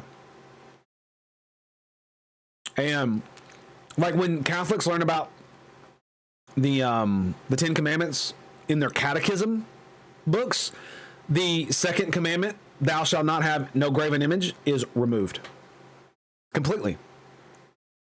Wonder why. And the funny thing is that the Catholics use the same Bible. They just don't read the fucking thing. They listen to it read, but does that actually mean you're actually paying attention and studying Scripture as was commanded by your Lord and Savior? No, you're letting the church do it for you for some fucking reason. This is one of the reasons why I just like it boggles my mind when I look at, because I've been doing more and more study of the Bible, and I'm just like, what the fuck is going on here? Like, I can understand why so many of the Reformation Protestants were so just like, what the fuck is this? What's going on? Why is it so fucked up? And I can understand why the church was so mad at them for it too. Exactly. Turning your brain off is an entirely different thing than accepting a truth. That's correct. Question your speakers, interrogate your scholars, and seek a greater trueness beyond the words of one flawed man around you. Correct. Oh, man. Well said, sir. Well said.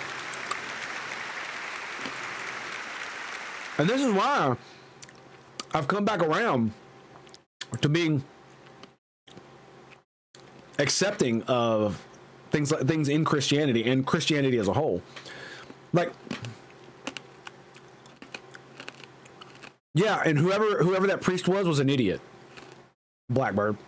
That guy was a fucking mouth-drooling, retarded moron with an IQ of about 50. And if he wasn't, then why would he say something that only someone who is that would say?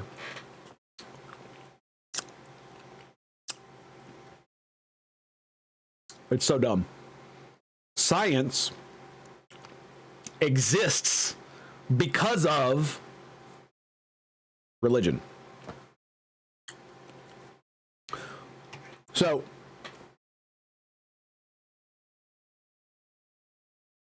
science as we know it today exists because religious people, motivated by religious motivations, to understand the universe that God presented for them, because they were commanded to use their brains to explore the universe to see what the creation is. And they did. And that's how we get science. That's how we got it today. That's the science of today. That's where it came from. Priests and pastors and whatever the fuck they were, all of them, like almost all the original scientists of the West were religious zealots, essentially. To seek to understand creation is a holy pursuit. Exactly. And I believe that. I actually believe that. Because it gives you a greater understanding. Like, the more I know of the world, the more I understand of the universe, not just in a scientific way, but also in a thought way, like human thought and consciousness and all that stuff. I am so much more humbled. So much more humbled. By the more I learn, the more humble I get. It's just one of those things, man. It's just like, I was so full of my own shit when I was younger. I knew that I didn't know everything, right? And I knew that I tried to be humble, but I wasn't humble enough, if that's the way to put it. And one of the reasons is because I discarded religion as a whole as something we don't need anymore. Just like, humans don't need marriage and all this other stupid shit. And it's like, no. I am the odd one. I am the weird one. Humans are religious as a baseline. Humans are religious by default. And you know this because every human civilization that we have ever encountered, ever, is religious. Period. In some form or fashion.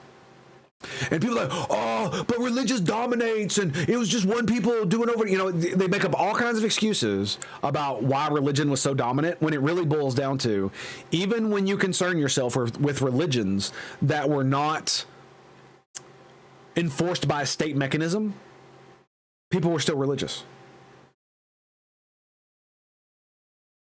There are plenty of times in antiquity where religion was not enforced by the sword. Plenty of times, plenty of places where you could be you could believe whatever stupid shit you want, and you most likely wouldn't be killed for it unless you got up in somebody's face with it, right? And yet, everybody was still religious. Men became scientific because they expected law in nature, and they expected a law in nature because they believe in the legislature. C.S. Lewis, nice. But it don't require religion to, it don't require a religion you can seek to understand without it. Yes, Blackbird, but you are missing the point, I think. Religion is not a baggage. No. You're missing the point. A tribe that has no God belief, the pariah ain't religious. The what? No, you're missing the point. Humans are religious by nature. And the reason is because of, what is it called? Pareidolia? Do you know what that is? Where you see faces and things, where you see objects and clouds, stuff like that. Do you know what that means? That means your brain is a gigantic pattern recognition machine. And your ancestors, through trial and error, millions of years ago, to be exact, figured out a lot of this shit. And they passed it on through oral tradition. And the men who exemplified the best of the best, the kings that were the most kingly of kings, were all amalgamated into heroic individuals that were given these virtuous traits that we should live by. Because these are the traits that are known to bring about prosperity for everyone. That's how they would view these things. And that's religion. That's the foundation of it. And you can see this in the Native Americans from India. Excuse me. The Native Americans from the Indians from America are a great example of how you can have religion without God. They do have God. It's just dispersed among their spirits, right? It's like monotheism, but they don't worship them as gods. They're like ancestor spirits and shit like that, right? Forms of nature. So it's technically a more primitive form of religion. I hate to use primitive, but it's just the reason it just is because in the West and in the East, that form of religion had mostly died out, except in places like China, where it had evolved into like ancestor worship, and then eventually into Confucianism and stuff like that, right? And so there has never been a society that has not had some religious foundation, and that religious foundation comes from the pattern recognition of not only that the world is greater than us, but that there are things greater than man. And we attribute those things to the gods because we can't control them, and so we must give them to others so that we can placate those others for boons against the things that we cannot control.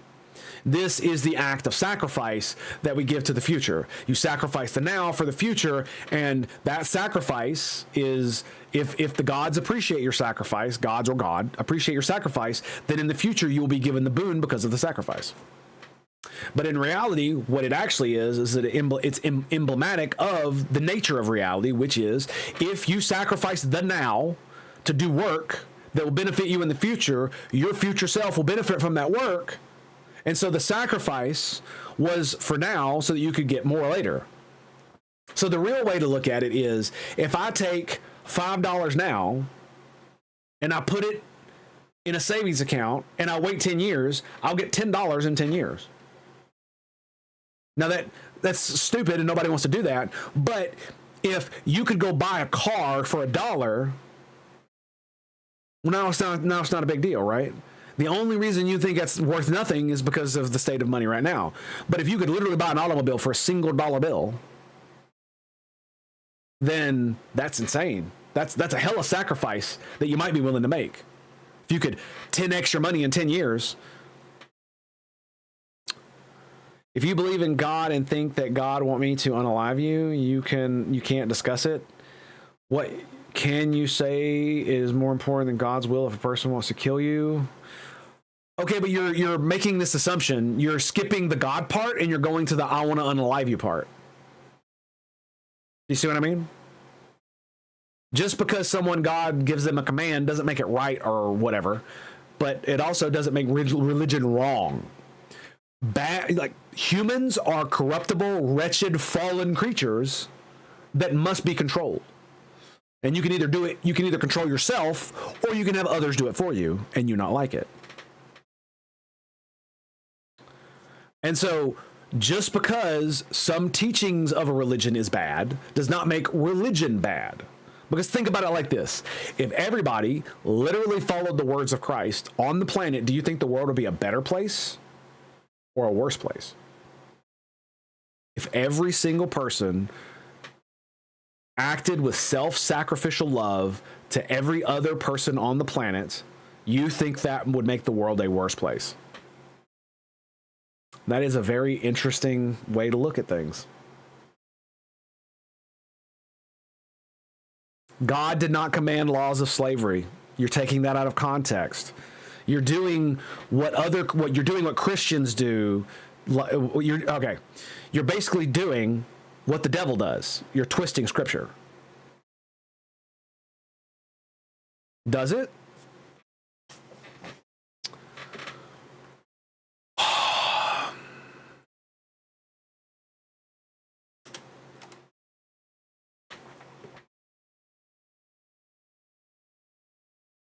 And God spoke all these words, saying, I am the Lord your God, who brought you out of the land of Egypt and out of the house of slavery.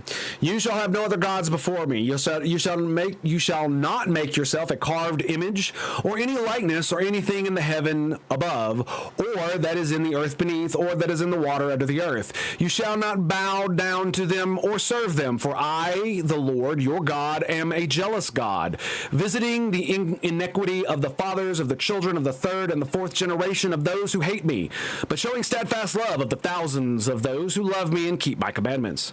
You shall not take the name of thy Lord your God in vain, for the Lord will not hold him guiltless who takes his name in vain. Remember the Sabbath, the day to keep it.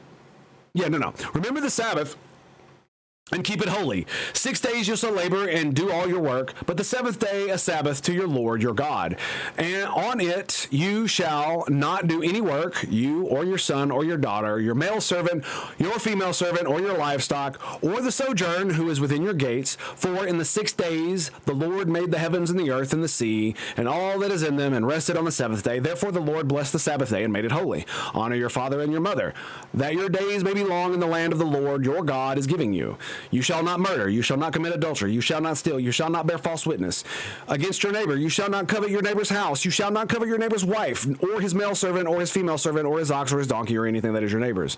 Now when all the people saw the thunder and the flashes of lightning and the sound and the trumpet of the mountain smoking, the people were afraid and trembled, and they stood off far off and said to Moses, "You speak to us, and we will listen, but do not let God speak to us, lest we die." Moses said unto the people, "Do not fear, for God has come to test you, that fear of him may be for you, that you may not sin." The people stood far off, while Moses drew near near to the thick darkness where God was. And the Lord said to Moses, "Thus shall you say to the people of Israel, you have seen yourselves, and then I have talked with you from heaven. You shall not make gods of silver to be with me, nor shall you make your gods of gold. An altar of earth you shall make for me, and the sacrifice on it your burnt offerings and your peace offerings, your sheep and your oxen. In every place where I cause my name to be remembered, I will come to you and bless you. If you make me an altar of stone, you shall not build it on the hewn stone, for if you wield your tool on it, you profane it, and you shall not go up by steps of my altar, that your nakedness be not exposed unto it." Laws about slaves. So is this what you were talking about? Anyone who beats their male or female slave with a rod shall be punished. The slave dies as a direct result. Okay. So God does not command you to take slaves, dude. Where does it say, go forth and enslave your neighbor? Does it say that? No, it does not. It tells you how to treat your slaves. So what does that mean? So let me ask you a question. Where did the Hebrews get their slaves? Do you know? Yes, I know it. I know it.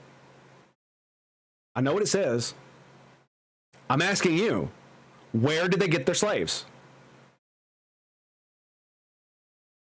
Because if you don't know this, then you're not actually being honest and forthright with the text, because you don't know what's going on in the text. You're simply using the text to say, I don't like this thing, and this thing is kind of like this thing in the Bible, therefore it's bad, and therefore God is wrong, and therefore the Bible is wrong. Why? Why do they say take slaves from the countries around you? Is it evil? Which is evil? Which is more evil?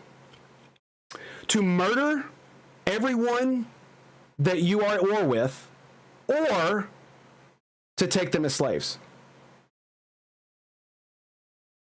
But that's what you're doing. No, you can't do that. You cannot do that. Tragedy is not evil. Okay? Tragedy is not evil.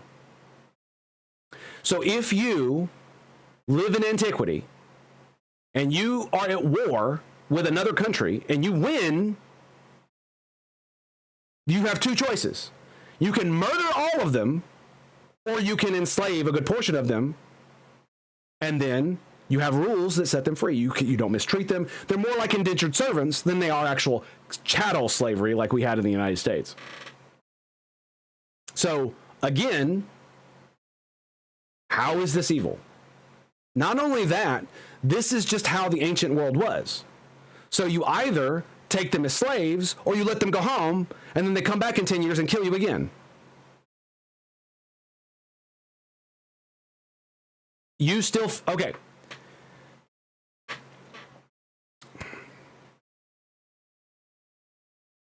If a lion were to eat you, is that evil?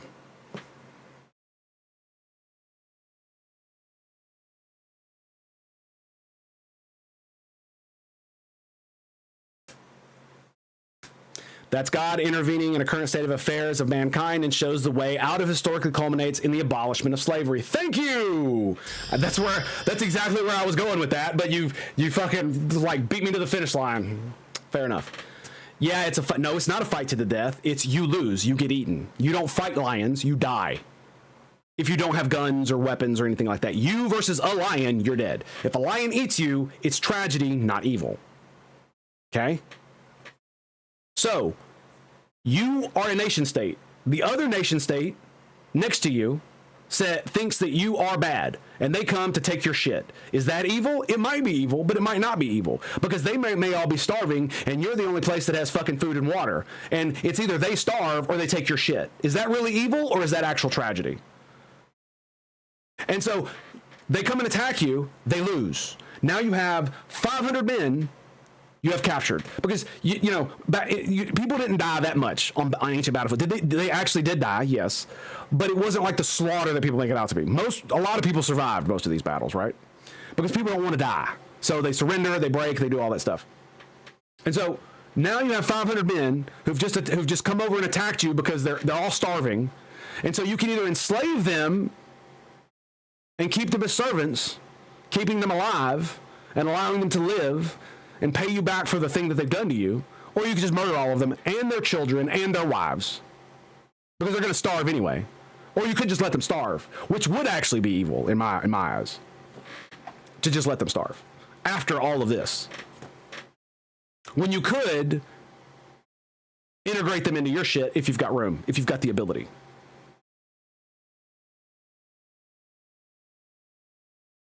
I'm totally fine with that being a human things do. Don't need to include God in it, though. Yeah, but you're missing the point. God is not included in it. God is a part of it from the very beginning. Like, I am an atheist. Okay? I'm not arguing for the existence of God. God, in my opinion, is not a real being that exists. It's possible, because, I don't know the nature of reality, and so therefore I can't know if it actually is true or not, that God doesn't exist. But the thing you have to remember is that all humans are by default religious. If I asked you, how many arms do humans have? How many eyes do humans have? How many legs do humans have? How many penises do human males have? How many breasts do human females have? How many brains do humans have? How many testicles do human males have? You would be able to give me a direct answer to these questions. We have 2 arms, 2 legs, 2 eyes, 1 brain, 2 testicles, 2 breasts for females. No, that is a bad faith equivocation, and you know it. That is a bad faith equivocation, and you know it. Stop it. Bad. Evolution does not give us a variable amount of arms. No, it's not a fact.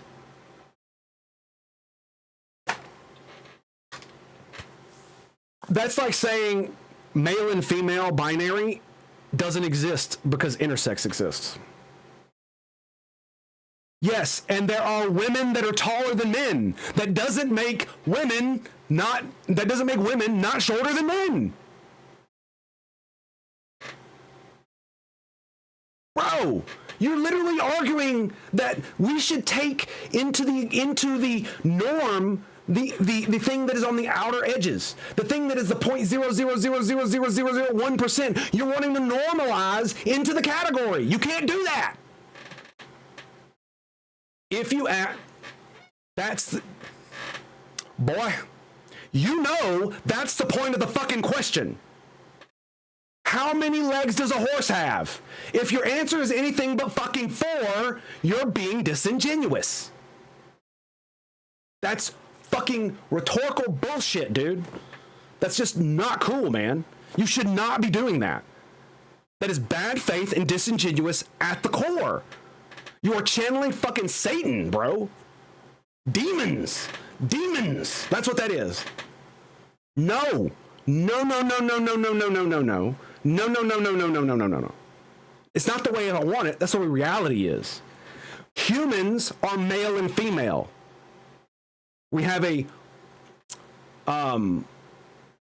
binary sexual mode. Period. The existence of genetic defects like intersex does not mean that humans are not genetically dimorphic when it comes to sex. Just like people born with no fucking arms does not mean that humans do not have 2 arms. Humans have 2 arms. Humans have 2 eyes. We have 1 brain. there are people who are born without brains. Does that mean humans have no brains?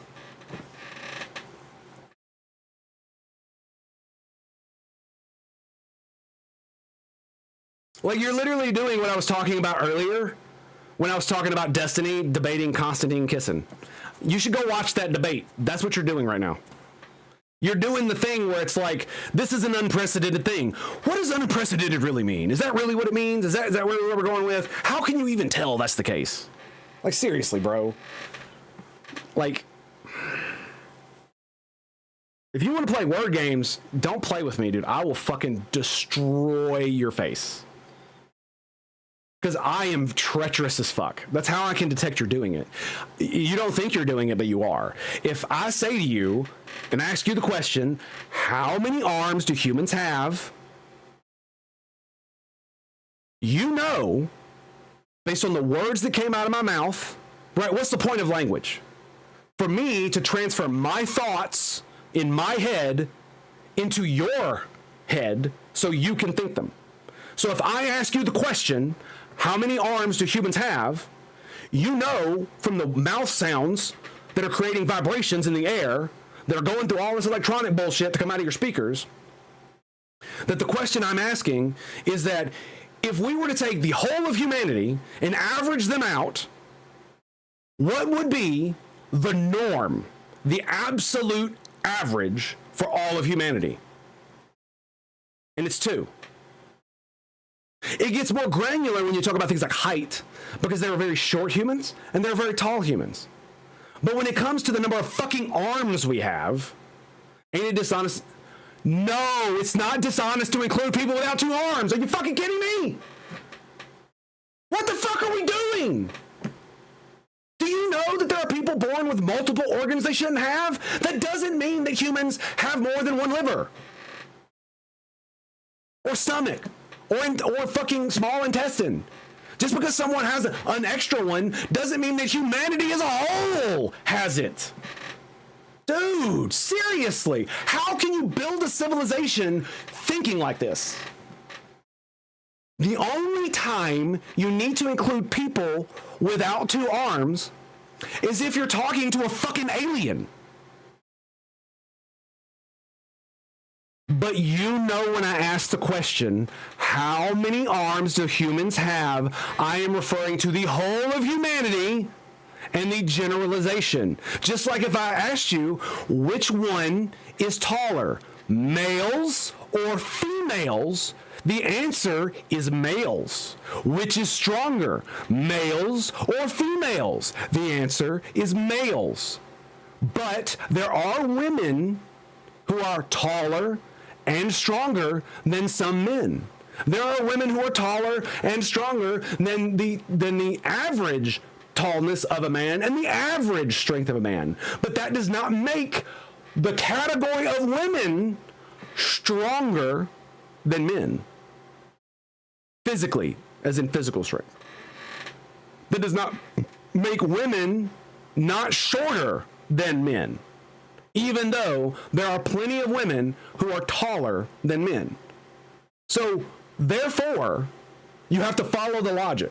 See, this is why I'm doing this. What you did was a non sequitur when you went from, oh, but isn't it dishonest to say they don't have 2 arms? No, because it's not because we all know that you're an idiot if I say men are taller than women and you say, but I know a woman who's taller than men. Everybody knows you're an idiot. Or a midwit, actually. Because you're smart enough to understand how to operate the machine, but you're not actually smart enough to understand how the machine works, right? So you cannot do that. Doing that is bad thinking. Now, I'm not saying you're stupid. I'm not trying to do that. And I apologize for being overly aggressive and all fucking crazy and shit. I am not trying to insult you. So I do apologize if that's how it's been coming off. So I apologize for that. I recognize that I've been doing that, and I'm sorry. What I will say, though, is that it is bad thinking. Right? Unless you're doing a scientific paper or you're explaining human biology to aliens, literally everybody knows humans have 2 arms. You go talk to an Amazon tribesman and you ask him, how many arms do humans have? What will he say?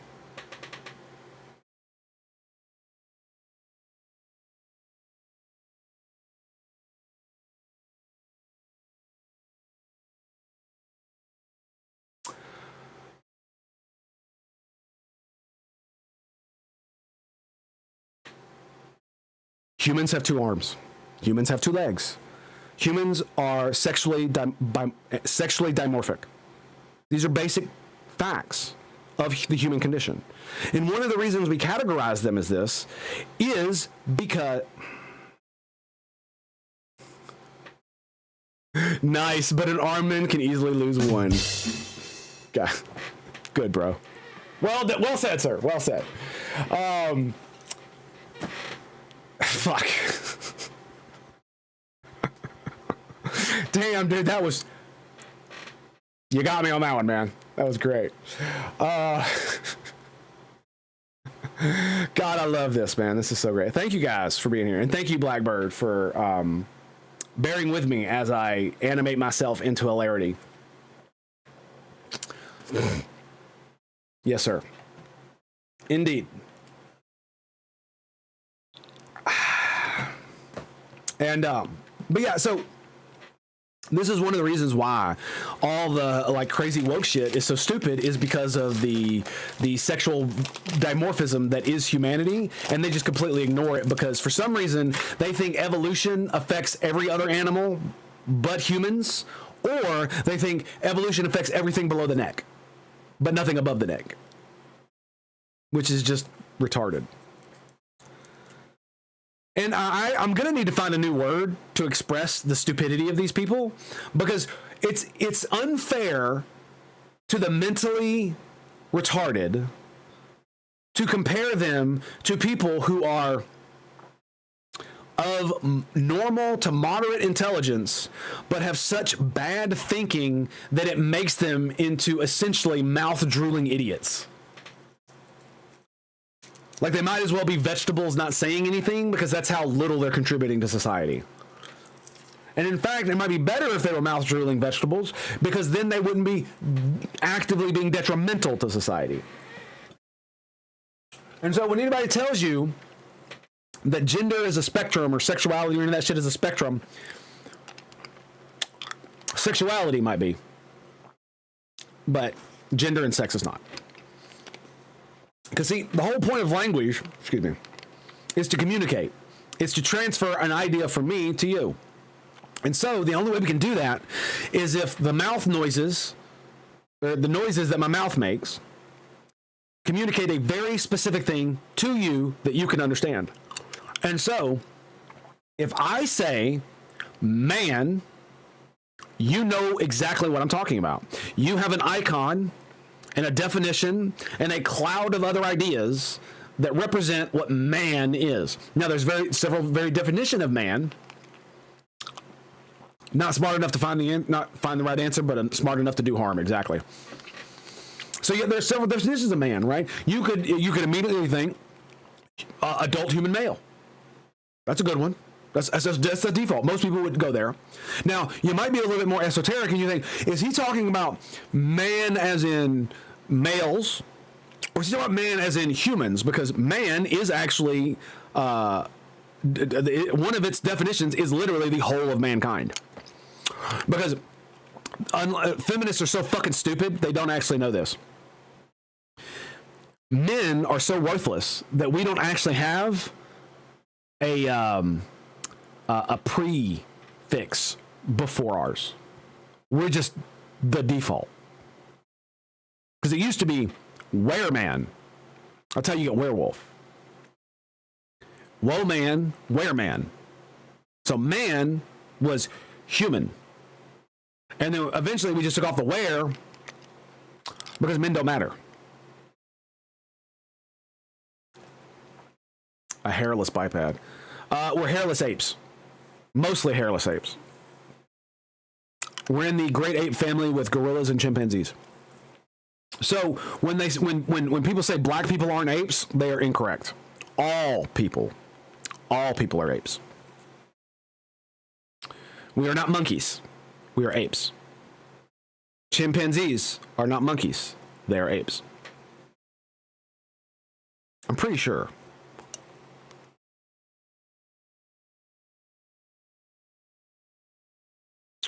I know they're in the ape family, but I don't think we call them, I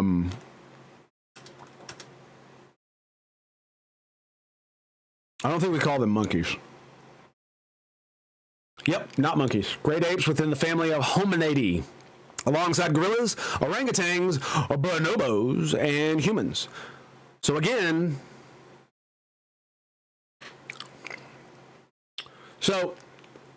it's another thing.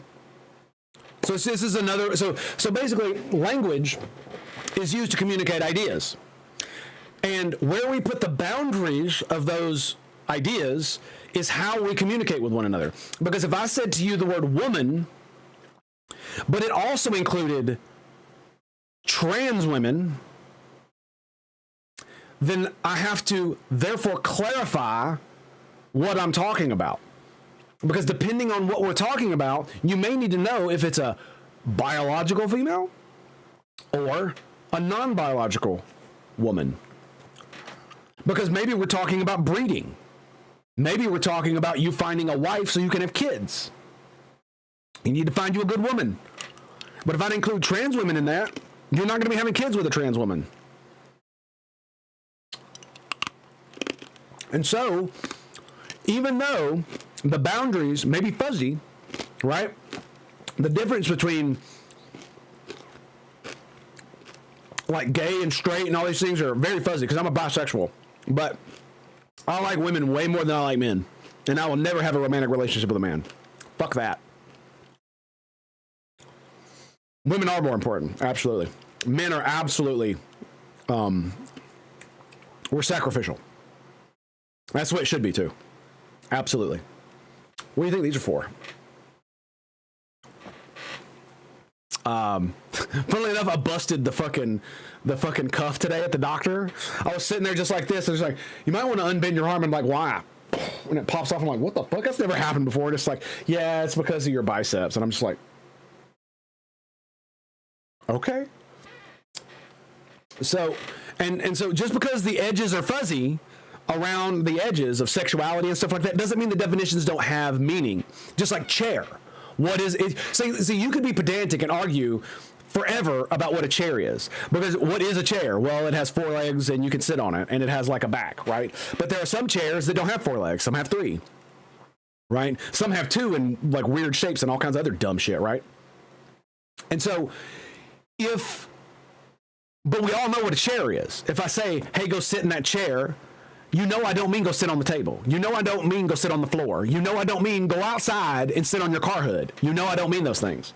You know I mean go sit in that thing that we both would probably assume is a chair. Just like if I tell you, hey, this bottle of water is contaminated with bacteria, this bottle of water is not.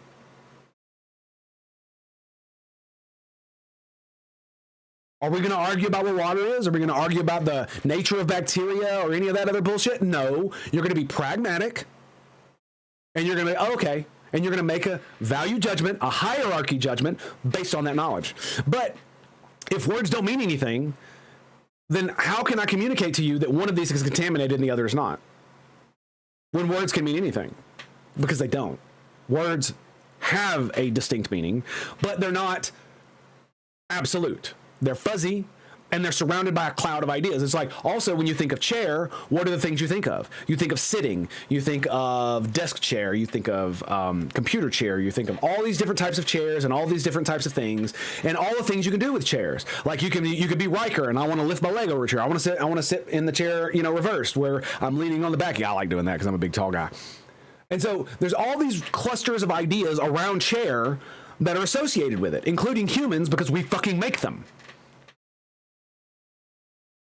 And there's all different kinds of chairs. You can make a chair out of at the beach, out of sand. I've made recliners like that all the time. It's fucking fun as shit, right? And so, but you know what a chair is. If I told you, go sit in the chair, you're not going to have a 30-minute argument with me about a chair because you know what the fuck I'm talking about. So when I say to you, humans have 2 arms, you know exactly what I mean. You know that I mean the vast majority of humans, from the fucking beginning of time, all of them, 99.9999999999999% of humans were born with 2 arms and died with them. They were born with 2 legs and died with them. They were born with one head, two eyes, one nose with two nostrils, one mouth, 32 teeth. Is 32 or is it 64? I can't remember. Or is it 32 on the bottom? I don't fucking remember. Who cares? 2 ears, fucking 1 brain, 2 bicep muscles, 2 tricep muscles, 10 toes. Every male has 1 penis. Every male has 2 testicles, right? Do some men not have penises? Yeah, they're eunuchs. Do some men not have testicles at all? Yeah. But guess what? Humans have 2 testicles. Just because Hitler only had 1 doesn't mean that humans don't have 2. It's the same thing with horses. If I ask you how many legs does a horse have, you're going to tell me 4. Those French tables can look like chair, but oh yeah, you're right. Exactly, right? So it's fuzzy. It's definitely fuzzy. But that fuzziness, that ambiguity, that's where commies sit. You don't want to think like a commie. That leads to like brain rot, severe brain rot. So I get the actually and all that other stuff. It's funny. That's fair. It's real funny. It is. Especially when we're just fucking shitting and going back and forth and you're getting me animated. Like, good job. So I get that. But for real, you know, reality, this is the way it is. And to deny that is to deny not only existence as a whole, but human nature as it is. This is why communism will never work, because it does not approach humans as they are, unlike most capitalist systems, which takes advantage of humans as they are. It takes advantage of human greed. It takes advantage of human laziness. It takes advantage of human industriousness. All of these things are taken advantage of, because the really industrious people get to make a bunch of shit and they get to benefit from all that industriousness. And the really fucking lazy people get to take all their resources they accumulate and be as lazy as fucking possible by giving all their money to other people who don't want to be lazy. That's fucking amazing. So you get to live your best life. If you want to work your ass off for your entire life to make as much money as possible, you do you, baby. You got it. You got this. Get at it. You want to be lazy as fuck and you want to take your resources so you can do as little as possible? Bro, I got you, Holmes. That's why capitalism is so fucking crazy and good, is because it allows people to do what they fucking want within the system. The problem is that people don't want to work. But the problem is that you have to work. Even if you don't have a job, even if you're on disability like me, I work every day. Even if I don't stream, I work every day. Because if you don't work every day, what are you doing? You're sitting on your ass, you're fucking consuming. That's what you're doing. You're flipping through your phone, you're consuming. Consume. I don't want to be a consumer. I work. It's not always productive, I admit. It doesn't always make money, just like my stream, it doesn't make money, right? Or much, anyway. So I'm not actually contributing as much as I possibly could if I weren't disabled, but I'm trying to contribute in whatever way that I can, which is one of the reasons why, even before I became disabled, I was okay with welfare. I thought welfare was fine. I just hate it being wasted on people who, 1, don't need it and can work, and 2, on scammers. Right? And I've even gone more toward welfare with the argument of we need more welfare for higher incomes because of the disparity gap. If you make more than like $30,000 a year, you actually make less overall than someone who doesn't work and is on welfare, because they get all kinds of resources that basically amount to like 50 or 60 grand worth of shit that you have to pay for as someone who makes like 35 grand a year.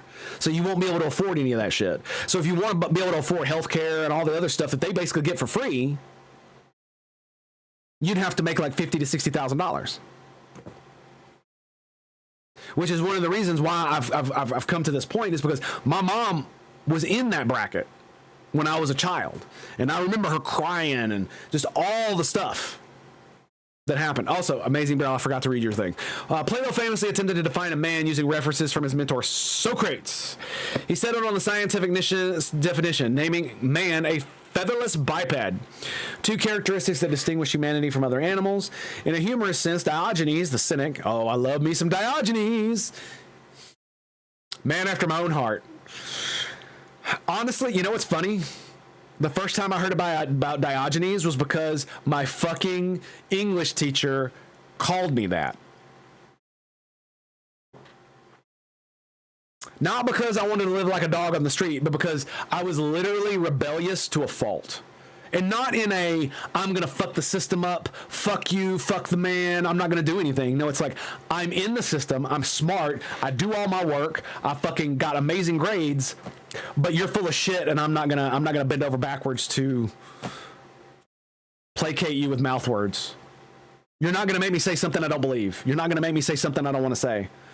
There were many times where I got punished in school, in my grades, for not doing something. Because I thought it was stupid, ignorant, retarded, and I told my teachers that. I got punished, I got sent to the principal's office, I got marked down on grades. I still graduated with fucking honors. Every year in high school, my math and my science was over 100. My math was above an 80 because I just didn't give a fuck. And everything else was just whatever. I didn't give a fuck about it. And I still graduated with honors because I didn't care. Because I knew none of this would matter. And my teachers knew that too. And my teachers really liked me. And again, my English teacher said I was Diogenes for that reason. It was great. Plucked a chicken in his home and brought it to one of Plato's lectures. When Plato asserted that man was a featherless biped, Diogenes stood and brandished the bald chicken and shouted, "Behold, a man." I love that story. It's great. And that's exactly why I love Diogenes. Alexander the Great walks up to Diogenes, who's sunbathing on the pier, and says to Diogenes, "Are you the great Diogenes? I wish to speak with you about whatever." Diogenes looks at Alexander the Great and says, "You're blocking my sunlight."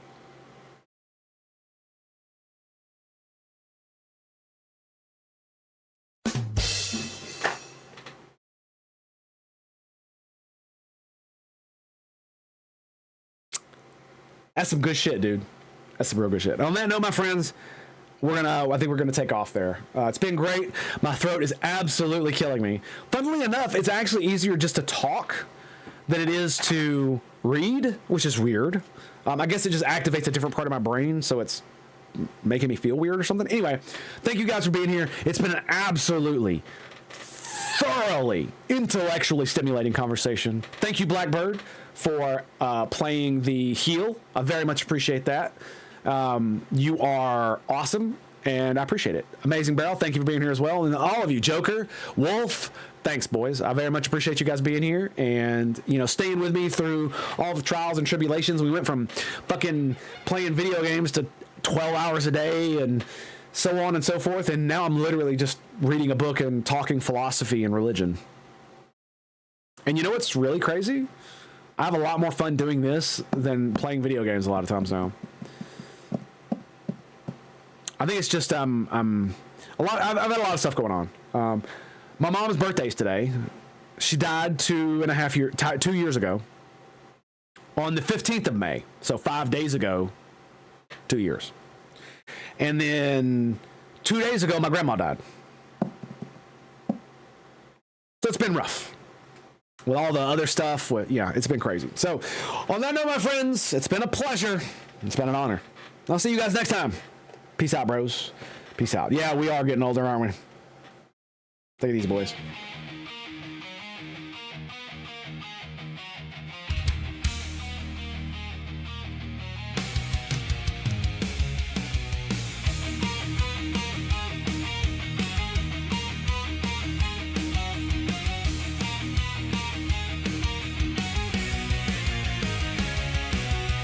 They came with fire and steel, took my home, made my nightmares real. Ashes and laughter, from whispers to screams, stole my life, shattered by the devil's schemes.